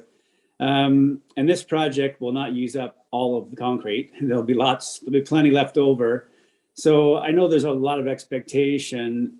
However, if we go with an art project, that's there'll be some creative license that the artist will be hoping for and expecting. So we all have our thoughts of how we'd like it to look, but I guess that's the challenge. And if there's other really concrete, we want to show a picture of this, picture of that. There's lots of area to do that. And so if the goal is to have an artistic interpretation of the history of both the settlers who first settled the area and those who were First Nations, then I think that's kind of where we're at with engaging Ms. Ryan. So I think the idea of pictures and exact replicas of here's the picture of what was there is fine. There may be opportunities. We talked about even in the new Allendale Transit Hub, having things in that new hub that represent the history in the area. So we have all that opportunity as well inside that new building that's going to be built somehow, some way by November 2022. I can't see it happening, but that's what they tell us. Anyway, so I think there's like, if we can be excited about the artistic opportunity for the tunnel, and we know there's other opportunities that are available to us to maybe show a bit more of that kind of concrete representation of Allendale and history. So I mean, in artists we trust, I guess we have to do. Yeah, that's definitely the key. Caroline. Thank you, Councillor Harris, for clarifying those points. Those are definitely what I was thinking about. But what I'd like to add, just for further clarification for everyone, is that when we work with these applied panels, we can use any artistic media. So photography, for example, contemporary photography could be used to interpret these themes, and then we could have the murals printed with those. It could be digital illustration or design work. It could be a painting that is photographed or scanned and presented on these panels. So just to be clear, if you're unfamiliar with the medium, it's actually quite open in terms of what the visual outcome could be, which is quite exciting. But I'd also like to reinforce Councillor Harris's point that if we, it would be the outcome, the image, the mural would be, sorry, I have some, excuse me, sorry. It would be up to the artist who's hired, who we select to do the project. And we have to be prepared for the fact that we can't predict that outcome. But the exciting part is that we would put this out there and leave it in the hands of the talented artists in our community, in our province. And we have an opportunity to consider proposals from a wide array of artists who would approach this from a number of different points of view that we can't even imagine at this point. So that's one thing. You have to sort of also embrace the process if we want to go this route, and trust in it as well. So those would be my final comments, and I really think it's an exciting opportunity, and I thank you for inviting me to support you in making this happen. Yeah, thank you very much. Sarah. Yeah, I just had a bit of thought on that with getting lots of different perspectives. And we're definitely going to have to give them a scope of work or scope of what we're looking for. And I would just make a suggestion that we try and communicate in that scope that we are looking for more of a heritage feel than a culture feel. Because if we're going to go in a really broad sense, then we do kind of angle ourselves into culture, and that's not really what our committee is about. Our committee is about heritage. Now, if we want to involve the culture people and all that sort of stuff, that's just another whole window, but if we want it to be sort of selfishly our project, then that would kind of have to make sure that we promote the heritage aspect of it rather than just a broad culture. And then I was just wondering about scope of people, and if we wanted to keep it more local, because we are doing the history of our local little area. So if we, say it's Canada wide or North America wide, or something that large, then it becomes perhaps people that are not in touch with our community. Now, that's not to say if you somehow moved to Vancouver, but you grew up in Barrie or Simcoe County, that we wouldn't let you come in. But maybe that's something that we could request, is that either you grew up in this area, or you live in this area, or you vacationed here a lot. You have some sort of connection to this, so we're not just getting, people from all over that are looking for some input. But that was my 2 cents. Well, thank you. I think that was worth 3 cents at least. All right. Any more comments, thoughts on this one? All right. Craig and Jim and Caroline, do you have enough to go on to take the next step based on this discussion we've been having? Yeah. Yes. I think Thomas is gonna send sort of a letter and probably CC us sort of some of our ideas, and we can sort of next step after that, I think. So, yeah. Okay. All right. And Kaylee, you wanted to say something? I just thought of a quick question. I don't know if it's possible to do sort of a projection rather than like a permanent art piece or not, so then you can maybe rotate it out, or if there's like the Heritage Awards, maybe you could put something like that up with it. Like not all of them, but if it's possible to maybe have some of them change, like for around Remembrance Day, you could do something a bit more related to all the veterans from like the Allendale area, something like that. There's another great idea for our artists, combining projection with their art could be done. Caroline. There's a program in Toronto in the TTC that they call Art on the Go, and they have screens, and they're information screens in the TTC that the screens rotate, and they'll have like your weather and your news, but they also have a curated art program, and things flash across the screen, and it's programmed at different times throughout the year. So I think it's absolutely a working model, but I think what you're looking at is a monitor that you can program. And to Councillor Harris's point earlier, there's other parts of the station where I think that would be excellent and appropriate. Okay. Councillor Harris, I think your hand is up. Oh, you're on mute.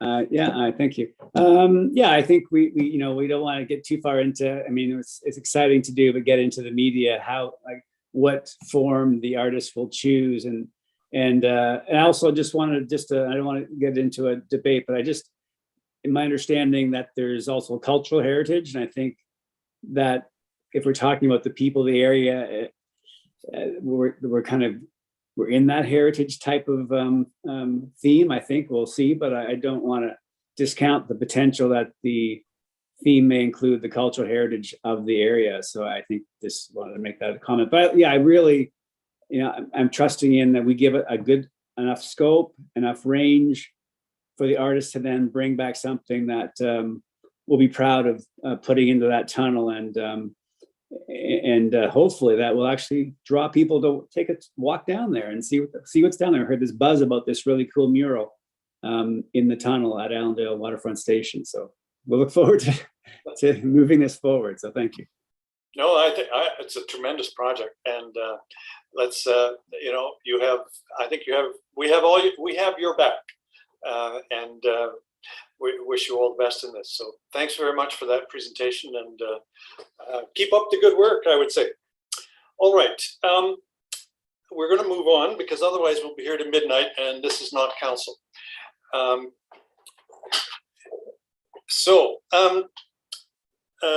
The next item is the committee budget.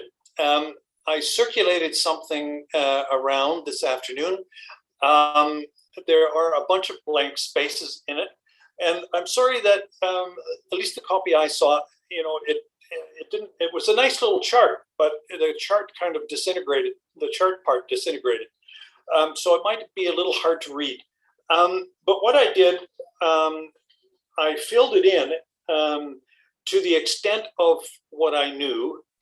And I can tell you that last year our budget was $23,630. This year, we have had a significant increase in our budget by $170. So we have $23,800 this year. So don't spend it all in one place, I guess they say. There is a total in my list for 2022 of 23,000.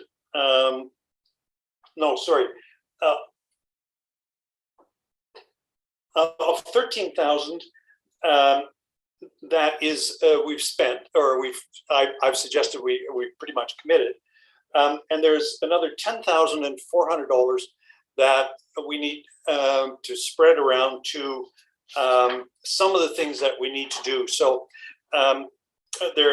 we have some more plaques to put on buildings, both designated and listed, I think, and we have street signs that also need to be finished. So I'm hoping that by next meeting that we will be able to figure out how many of these we need and what their costs will be, and then we also have talked about some tablecloths and things like that. I've added $500 for that, and then tonight we talked about the wraps, and there may have to be some money from us on that. And of course, we've talked about the Allendale Tunnel. Now, hopefully, Metrolinx will come through for a good chunk of that, but there may be some contribution on our side too. So I don't think we'll have any difficulty spending the 23.8,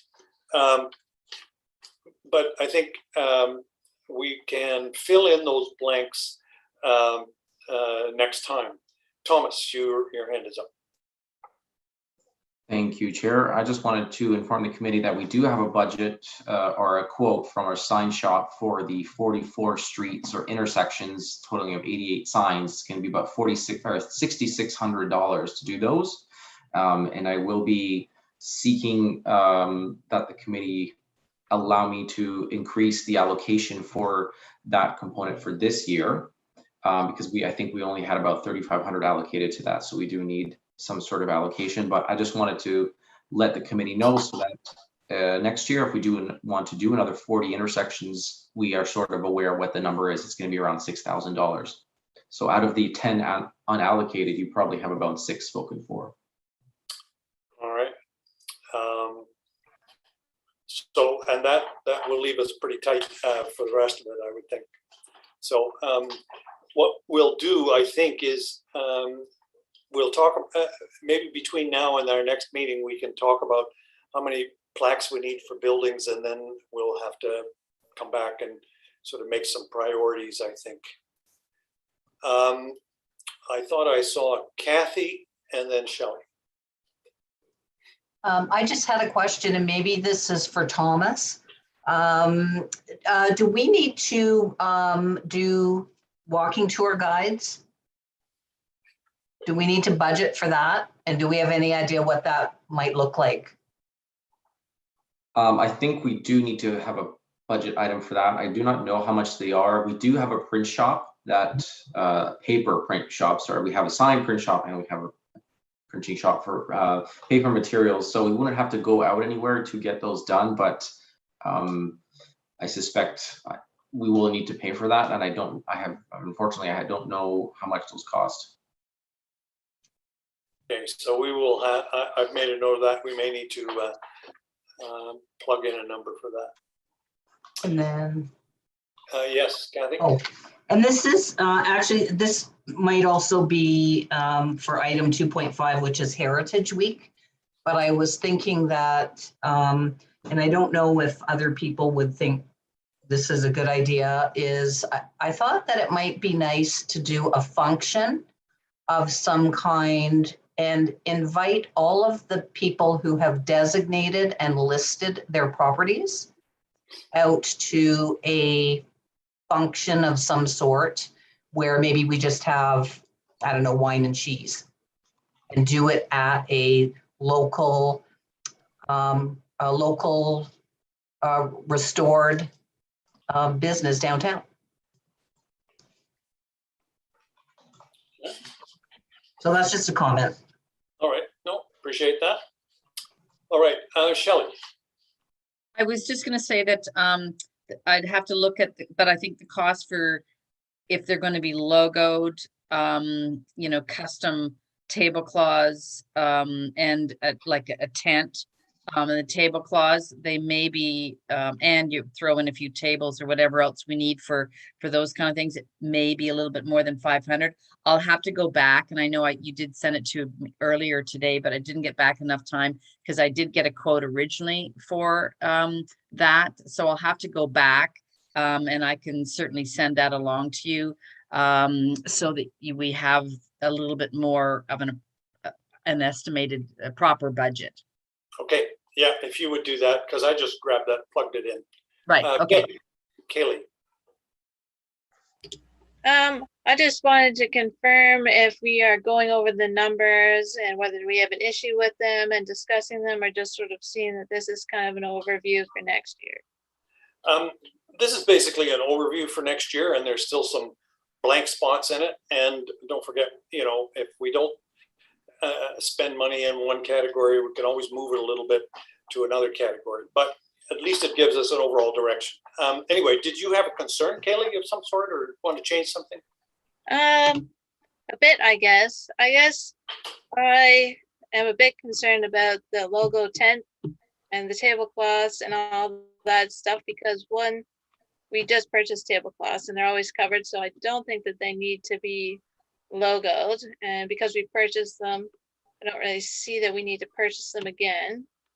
I'm not sure about the logo tent, because I think we can allocate the money to other things, like other promotional material to give out so people have it and take it home, like educational material, or like plaques and stuff like that, because we do have the banner that draws people in. So, and for most of the events we have been doing, we could have actually borrowed a tent.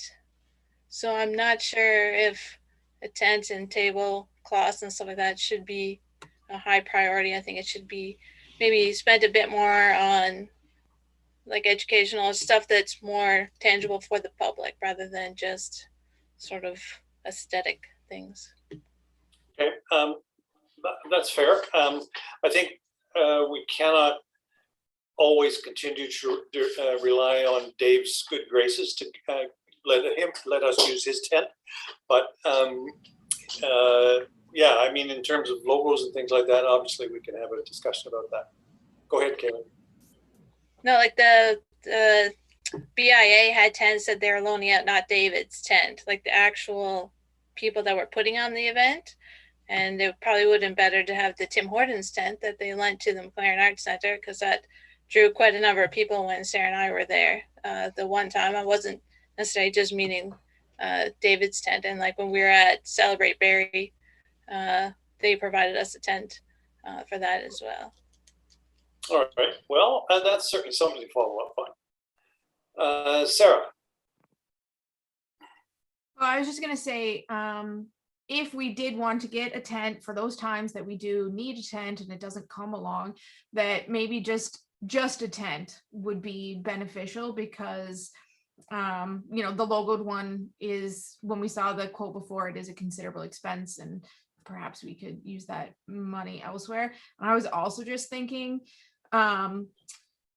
logo tents tend to be really great if you're trying to find something, but I think part of our appeal, at least what we saw when we were doing the downtown thing, is that people get curious about what we are because you can't see it from a big way, and you get them drawn in a little bit and then you start talking to them and it sucks them in. Whereas if you see a big logo tent and you go, oh, that's Heritage Barrie, well, I have nothing to do with that, I'm gonna walk the other way. You know, like, as much as it's a great draw in, it's only a draw in for people who really want to come and see us. Where sort of that mystery tent, in an essence, where we got the mystery tent, then we have the really great poster with all the photos and stuff, that really sucks people in and gets them kind of stationary so you can start talking to them. And then when we put all of the stuff on the table, the toys and whatnot, that also kind of sucks people in. So I was just thinking that, like, especially with the Tim Hortons tent, I remember people being super drawn into the Tim Hortons, and then it was not the Tim Hortons underneath it, it was something else. But, you know, we do have that kind of mystery appeal that people, you know, half of the people we talk to, we've just trapped them there because they've been excited about our photos. And then we can talk to them and we can give them the promotional material and we can let them know what we're really about. But perhaps people would not intentionally, but sort of intentionally avoid us, because if they have, you know, no idea or no reason to go and talk to us, then they go, oh, I don't have to go and look near those people. Just a thought I had. Okay, advertising by stealth. I guess the one thing I wanted to mention is that we are now at 8:30. So we've been at this 2 hours. And so I'm conscious of your time. So we may sort of try to move through the agenda a little quicker as we move down. So I got Kathy and Deb on this one. Yeah, Kathy? We don't need to finish this one tonight. We can. I was thinking it would be nice to do an additional banner of our current beautiful homes, not just the historic ones that are shown in the old black and white, but if we can get a nice set of beautiful pictures of our designated and listed properties, maybe we could do one so that people can see, these are the old, you know, here's the banner of these beautiful old buildings that aren't here anymore. And then one of the current photos of our beautiful buildings that are still here, and whether they're listed or designated, whatever. But that's just, and I don't know if anybody remembers what we paid for the banner, the one that we did have, to put in some sort of a budget number there. I'm sure it's like we say, everybody likes pictures. They're only a couple of $100s. That's a great idea. We'll puzzle that in for next time.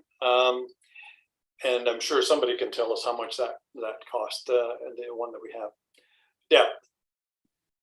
Yeah, probably the previous committee has printing costs, but I just want to make a point that let's not abandon our plans to develop a logo, because if we're going to invest in printing more guidebooks, it makes sense to have our new logo ready for that versus perpetuate, you know, what we have in place now.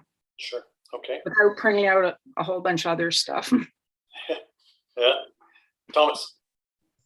Thank you, Chair. I was going to make two comments. First one, in that it'd probably be that we need to have a meeting dedicated to just budgeting for so perhaps your January meeting we would dedicate to just budget discussions and allocating things, because it is 8:30. And the second thing is that I mentioned this earlier. I would need to get the committee's approval to transfer money out of another component of our current budget for 2021, perhaps from the general consulting budget, and put it into our street sign budget to get it to where we need it to be to do the street signs for this year, or at least pay for them so they can be installed over the course of 2022. And I do need the committee, I guess, to, Tammy, we don't need a motion, but I guess a no objection, a note of no objection. Yeah, I guess that's a direction to staff. And we have enough money left so that we can take 6,600 and finish the street signs that we were going to do. All right. Is there any comment on that? We're all good? Okay. Just basically, I just need the committee's approval. Is it for $6,600, the expenditure? Yeah. Yeah, we'll get those street signs done this year. Okay. Okay. All right. Let's have quick look at the agenda because I think we need to move it along. I guess the one of the things that we do have to deal with or should have to deal with is the Heritage Awards. And Kaylee, I saw your hand. I was just going to say if anybody had ideas, because I haven't had any for Heritage Week, I could maybe have those now or emailed after the meeting. Okay. All right. So ideas for Heritage Week, and I think Kathy gave you one, and that was a function for the listed and designated building owners. But that'll take some money. Okay. So the next item is the Heritage Barrie Awards. Where are we with that, Thomas? Thank you, Chair. So I'm going to share my screen and walk the committee through the nominations that I've got. Where is share screen? I'm going to share specifically Word document. Hopefully everybody will be seeing just the Word document, and I'm going to give a little bit of zoomage.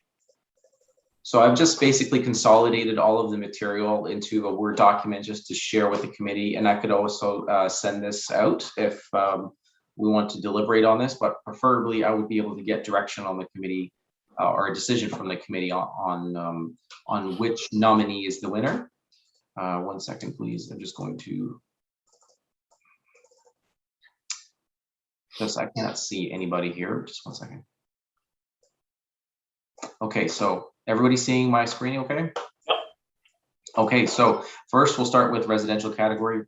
We received one nomination, potentially two, but I put the second one in the commercial category. This is 47 Rodney Street. It's a designated property within within the city of Barrie. It is within the historic East End, potentially in Kemptonville Village, but I'm pretty sure it's in the East End. So it was built by Frederick Gore. He was a headmaster of a school. It's Regency cottage style. And just for the sake of time, I'm not going to go ahead and read all of that, but I'm just going to go ahead and show the pictures. So this is the which side is it proper? Is this east side? Okay. Yes, I think there's a driveway here now, or there was a driveway. Oh, this is the driveway side. Sorry, I'm saying the wrong side. So this is the main portion of the house, and there's a bit of a breezeway, I guess, that was enclosed, and there's another portion of the house here. This is looking north. There's a grade change sort of to the north east, and this is looking down from that elevated portion. And there is a barn. Actually, this is an original barn that's actually connected to the building that I know that the property owner has spent considerable amount of money to fix up, make sure it's remained standing. And there's a nice little pergola on the property as well. So this view, I guess in the fall or winter, this view, you'd be able to see the water. And I think that's it. So we will only receive the one nomination for 47 Rodney Street for residential. So that makes it easy for the committee, I guess. Tammy, do we need a motion, or do we just I don't think we need a motion. No, I think no. Okay. Thomas, there was, I thought I did send a picture that was the front of the house. Do you not have the actual front of the house with the front door? There was two folders that had the same pictures in it. Oh, okay, sorry. Yeah, it's okay. So yeah, it's the front of the house is not this wall here, but the wall that's just off. Yeah. It's hard to describe, but it's The interesting thing was the owner told us the story of the design of that was originally designed as came from an architect who designed and built properties in India for the British. So that's why it looks like it does, because it's got the big windows all around the front and the side of the house, which would have been, in India, they would have had like a wraparound porch as well. So those windows would have been opened out onto the porch because the weather was beautiful. all the time. And unfortunately, here in Barrie, we have snow, so they never did the porch part of it. But that's where the design of it came from. Yeah, certainly the house looks really quite different from the southern view. The south wall is really quite interesting and very. And there's names etched on the glass from students, I think, in one of the bedrooms. They've actually still got from the students that were there, somebody actually etched their name in. Ella is in one of the windows, and they had seven? I think they had 7 wood stoves in the place as well. So there's quite the history there. Yeah. All right. Are we agreed that we're going to give this one the residential award? I think so. Okay. I'd like to see other pictures though, because as I said, when we were there, I don't think these pictures do it justice. If anyone other than us are going to see this, I think we need to make sure we have the correct pictures that justify the award. So yes, we are going to hire a photographer to take pictures. So Okay. we wouldn't be using these ones for the actual award. Okay, thank you. And I was just sharing my screen just to show what the face of the building looks like when you're looking north from Blake. This is as best as I can get. So these are the 4 windows that we were talking about, the view onto the water. Yeah, so that face of the building is much more interesting. Yeah. Mm-hmm. Yeah. Okay. All right. Next. Okay, next, let me just jump back to my Word document. Okay, so the next one is commercial category. We actually have 2 nominations here. First one being the Queen's Hotel right downtown. I think everybody is familiar with that building. This is what it looks like. I believe the current owner is actually doing substantial renovations inside, and the applicant noted that the owner's interested in listing the property and potentially, once its rentals are complete, to designate it. I was just looking when it was built. I opened in 1850. 1850. Yeah. Okay. So it's definitely okay. Well, that's the first one. Could jump to the second one. Is 178 Bayfield Street. Is a Queen Anne design inspired home. It was built in 1895. I'm not going to go ahead and read all that. I'm just going to click on this. Oh, you folks won't be able to see that, will you? Can you see this, or are you just still seeing the Word document? Just the Word. The Word document. Okay, let me just try this again. We could always nominate, like have 2 winners commercial, because if residential, we have 1. Right. We usually have 2 or 3 residential and 1 commercial. So, we could always have 2 commercial, I think. Sure. There's another picture. Beautiful. I mean, it gives you a pretty good idea. This is probably the better one because it gives you shows you the veranda and the side entrance as well. Yeah. So for Barrie, it's a stately building. Mm-hmm. Yeah. Is it listed? This is not listed or designated. Okay. Okay. All right. Any thoughts on the Queens and on 178 Bayfield? Do we want to award awards to both of them or one of them? What's your pleasure? What's Bayfield being used for now? The Bayfield, let me just check the nomination. I don't think we have that. Sorry, current use is commercial offices. So offices. Okay. And I think the applicant had noted that they actually did a walk around with the person who used to live there, and they were amazed at the exceptional condition of the home. All right. And was this nominated by the owner? No, somebody else. Okay. All right. What's your pleasure, Shelley? Well, I was just going to suggest, I like Craig's idea that, you know, this year maybe, because I think both of those both of those commercial properties are really great. So I would be in favor of, you know, voting for the two of them. So that's my 2 cents worth. All right. Any objection to those 2 cents? I don't see any.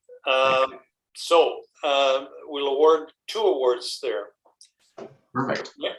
Thomas, can you, after we've done this, are you able to send us this information, this Word document? Yep, sure can. Yeah. Okay, thank you. Because I didn't have a chance to read all that goodness. I know, I'm sorry, it's just That's going okay. very quickly. Yeah, that's okay. So we have 2 interesting nominations for group as well. So the first one is actually the Sir Robert Barrie Project Committee. I did not know this was a committee, was before my time with the city of Barrie, but it is basically a number of these folks here who came together to do research on Sir Robert Barrie. They actually, the result of the project was actually 2 paintings. This being, you know, this is Sir Robert Barrie, and he's in front of the Dragon, HMS Dragon, I believe. I might be getting that wrong. Hopefully, I'm not way off. And a second painting of the World War II Corvette of Barrie, and there's actually a replica of that ship in the rotunda as well. And the other thing that this committee did was put together this wonderful cabinet that we've had people come and look at for Culture Days. I believe Kathy helped organize that. So I don't believe these are his personal effects. I think these are reproductions or what he would have owned, and there's descriptions of that. So that's one nomination. It would be these individuals. Was Mayor Lanking's name on that as well? Because I'm pretty sure. Oh yeah, sorry. Good. Okay, so that's the one group. The second group is actually, sorry, who are they? The Gray Simcoe Foresters. So they operate a museum right downtown Barrie on Mulcaster. And you know, within the museum, they have quite a bit of military history, clothing, weapons, you know, just personal effects of soldiers and things like that. So they are all about educating the public on history, the importance of local military history. I think they also pay for or provide information on soldiers' names and pictures to be put on the banners that we put up for Remembrance Day. So those are the 2 groups I have for group. All right.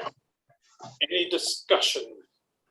Can we do the same with this? Do both? Can both be winners? Do we have to choose?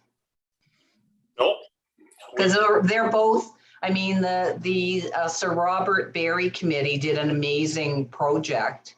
That is, and our Simcoe Forester Museum is a wonderful place and also needs to be recognized. They do good work. All right. And that is a designated property, isn't it, Thomas? Yes, so we're not doing the property, we're doing the group, but you're correct. Yeah. Out of, okay, right. Okay. Yes. Yeah. All right. Shelley. What do they get? Like, what do the groups get? Or, I mean, just to be sure, I mean, like Rodney Street or the commercial, they maybe get a plaque, maybe, or like, and then what do the groups get? A plaque too, or? Sorry, I've got hiccups. The winners of the Heritage Awards get a custom frame plaque with a photograph, and usually they usually for the property owners, it's the picture of the building, and in the past for individuals and groups, we have a picture of the group themselves. So for the committee, they would likely just get together and we would take a picture of them in front of the painting or something like that. And they would get that. And sorry, for the Simcoe Gray and Simcoe Foresters, it would be the same thing. I suspect they would get dressed up in their uniforms and have their pictures taken. Hey, Thomas, boo. Yeah. I was just going to say something too, Shelley. is we usually have at Heritage Week that we talk about it, and we've had the counselors that where those buildings are actually, present the awards. So that sort of brings the council, the ward, being proud of their heritage in their wards. So, and I'm sure the mayor would probably say something about, Sir Robert Barrie project, and then, downtown about the Gray and Simcoe Foresters, if they both won. Yeah, I think that makes sense, and sure, it worked well last year. We had to do it virtually, and we may have to do it virtually again this year, but we'll do our best. Any discussion further? Now, I can't see everybody on the screen, so if you need to say something, oh, there, now I can see everybody. Okay, any more discussion? So we'll give both of those the awards. So, all right. So everybody that got nominated gets an award. I think there's one more, Councillor. There's one that sort of was a bit of a hybrid, and I wasn't sure which category to put it in. And it's actually a nomination that was received for Barrie Today. The editor of Barrie Today, Raymond, is identified as potentially the recipient. But they could be another group that would be receiving an award. They have done a number of articles called Remember This on different buildings within Barrie. I will go ahead and try to maybe click on one of these that was provided. And it's not just buildings, they do historic events as well. And people who have contributed to, the growth of Barrie and things like that. And for some reason, I had missed them in the list that I was sharing earlier. Let me just pull up one of their articles here. There's actually one on Barrie Today right now on the Cumberland Street, the building with the mansard roof. Yeah. So I think everybody in this committee is aware, so I'm not going to pull that up, but they are another potential. Thomas, I have a question. You know how we were kind of getting communication out? Did we get a good response for Heritage Week, or was it committee members for the most part that nominated or that suggested some of these? For the most part, it was committee members, but we did receive non-committee member nominations as well. All right, so what's your pleasure? Barrie Today as well? I mean, I'm inclined to say yes to that myself. And the reason for it is that it's people that are doing some really good work on our behalf. And this is a great way to thank them for spreading the good news. Sarah. Yeah, thanks. I was just thinking, and not that they don't do great work, because they do, but if we're doing awards and if everybody gets an award, it becomes just anybody who's nominated. So if we would like to give them some sort of recognition, is there a way to create perhaps another category so we're not now like 3 groups are getting an award, that sort of thing, because they do really great work and do promote heritage. I just don't know if we lose the essence of award if we award every nomination, but. Honorable mention. Good point. Councillor Harris. Oh. You're on mute. I'm thinking exactly the same. So a good point. I was thinking, is there a media kind of award or communications? Because or I was thinking, okay, so we drop one of the ones that was a committee nomination and go forward with one of the ones that came from somebody who from the community who made a nomination. But yeah, I do like the idea of either creating another category or a special award in recognition of this media outlet, but it needs to either be distinguished or we maybe drop one of the other ones that maybe was a committee member that we don't we could hold for next year, maybe if we were short on a category, but those are my thoughts. Thank you. Yeah, Thomas. Thank you, Chair. The one thing I was going to say is that we didn't get an institutional an individual category nomination. We had some suggestions, but there was no nomination package provided. So I've just shown what nominations were formally provided. So in lieu of not getting those two, it's probably okay that we award some. And potentially for Barrie Today, we could tweak it to be individuals, because it says individual category. So we could potentially recognize the author of most of those articles, which I believe is Ian. You know, he's the author of, I would say, the majority of those articles. So we'd be sort of, you know, putting them in a different category than group. And that way we're not necessarily promoting a media outlet. I'm not sure what the policies around that are at the corporate level, but it's easier to recognize a person for their work than it is an organization that does advertising and says various things about various organizations and things like that. So it's just easier for me. I think that's a point well taken. I thought I saw a hand somewhere. Yeah, but... you did. Oh, Kat. Yeah. I just wanted to say that there's also Mary Harris, who has done stuff for, and she has been a past award winner under individual category, but also our very own Deb Excel writes for Barrie Then and Now in barrietoday.com as well. So I don't know, you know, do we do it individual, or do we do it as we're recognizing the organization of writers within Barrie Today? Kaylee?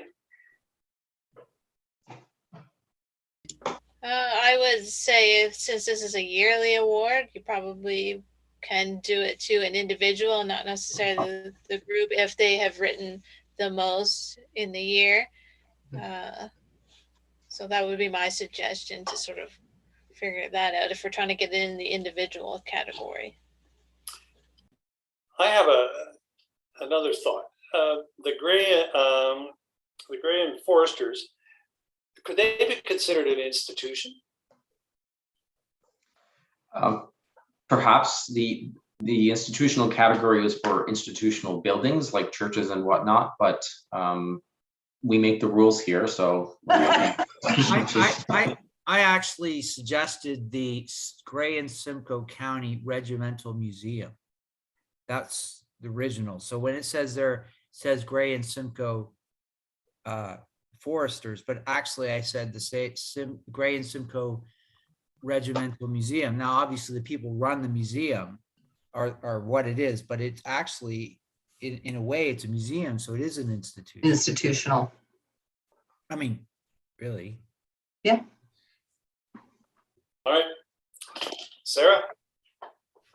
Yeah, I was just thinking, if we do slot them over to institution, we could still invite the members to dress up if we want to do that. And they do. We could invite the members to still dress up and get their picture in front of their building as sort of a complete package, because the museum personnel are often a key and most important part of a museum.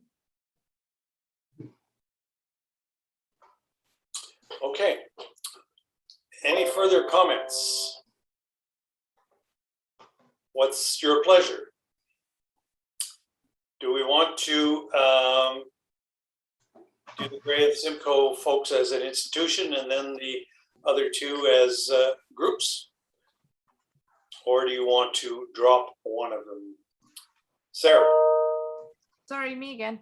I am interested in the idea of the newspaper being an individual for like that person's interest, let's say, in heritage writing, and not to diminish Deb's wonderful addition to that, but perhaps being a committee member, there's a sort of vested interest in it.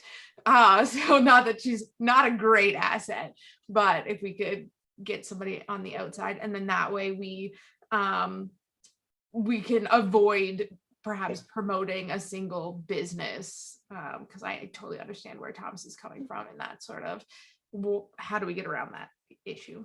Anyways. Okay. We have two clear choices. What do we want to make? Kathy? I just have a question. So can we create a new category for next year? And maybe it's called media or special category. And then if we don't know what to do with something, it goes there.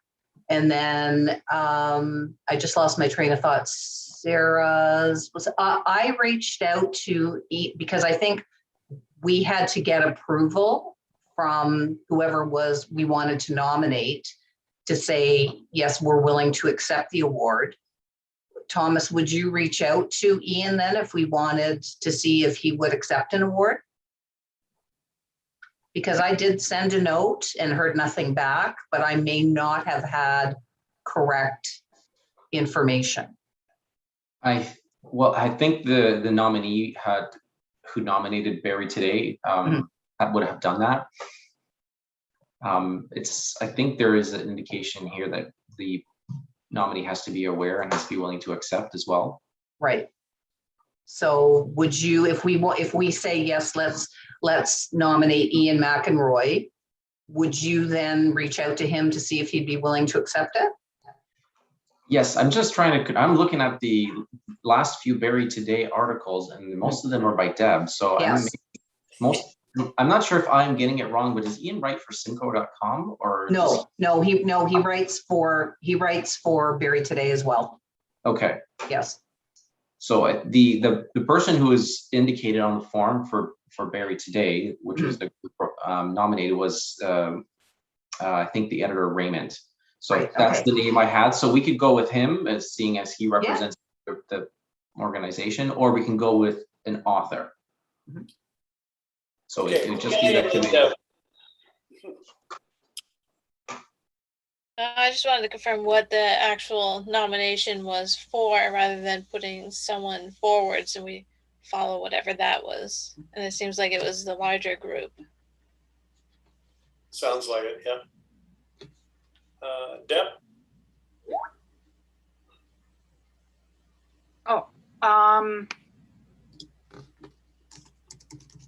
Oh, you're on mute. Back a couple of questions. Because we raised the idea of not nominating Barrie Today because they're a business. Have we ever nominated a business just so that we aren't setting a precedent? What's our guidelines? We have. Okay. The only difference I would say is that other businesses that we have nominated, for example, I remember one right now. I know we have, Deb. The only thing is that as a media organization, they represent they have different voices and they say different things. So, I mean, as long as the committee is comfortable with this, then I don't think we're breaking any rules. I'll check in with our comms department.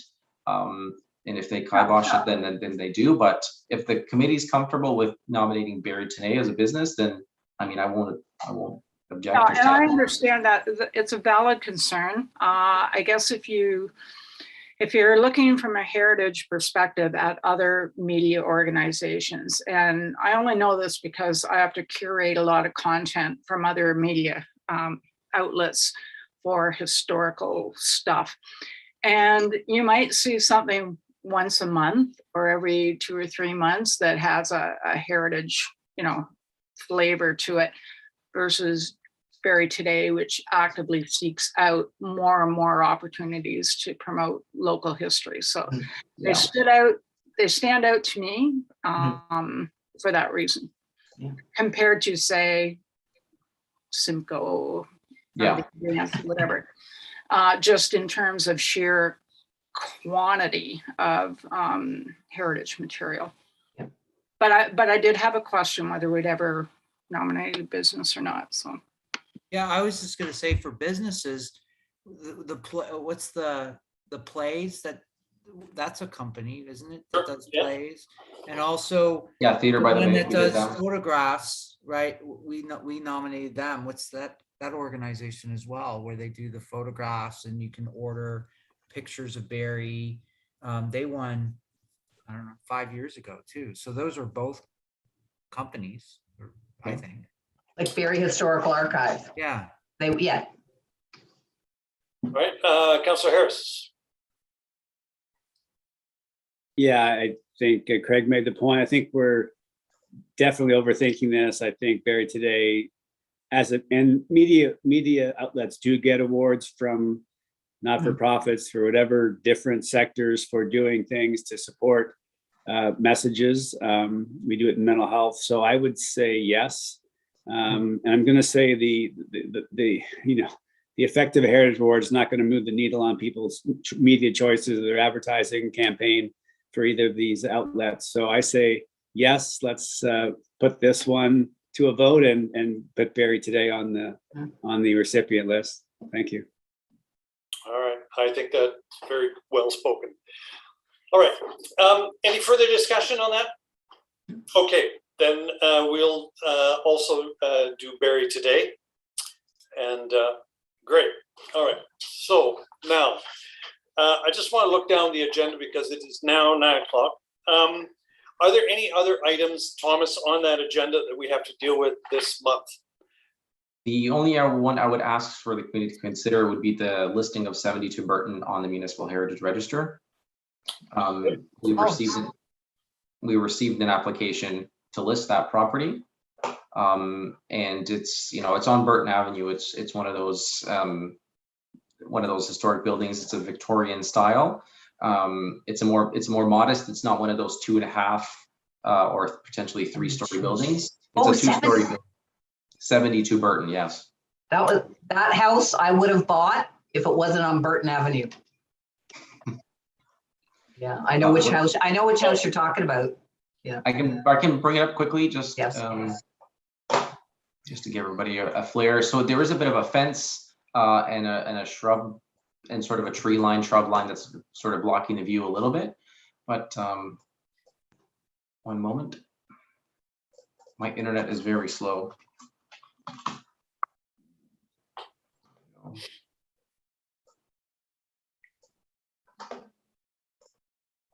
Nice.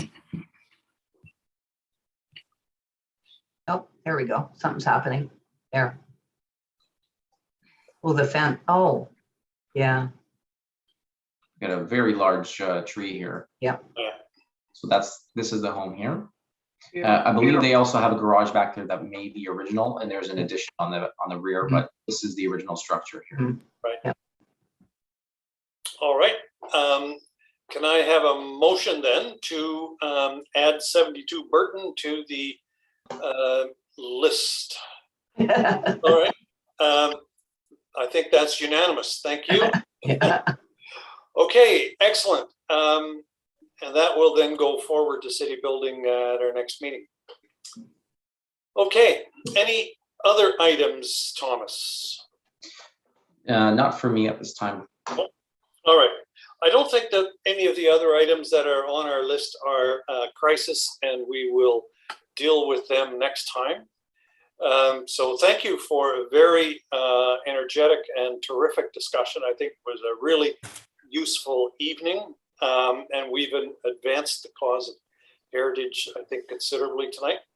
And I also wanted to take this opportunity because we won't see each other this year again. So best of all the season and a happy new year. Yes. And, we'll see you next year. Mm-hmm. Wow.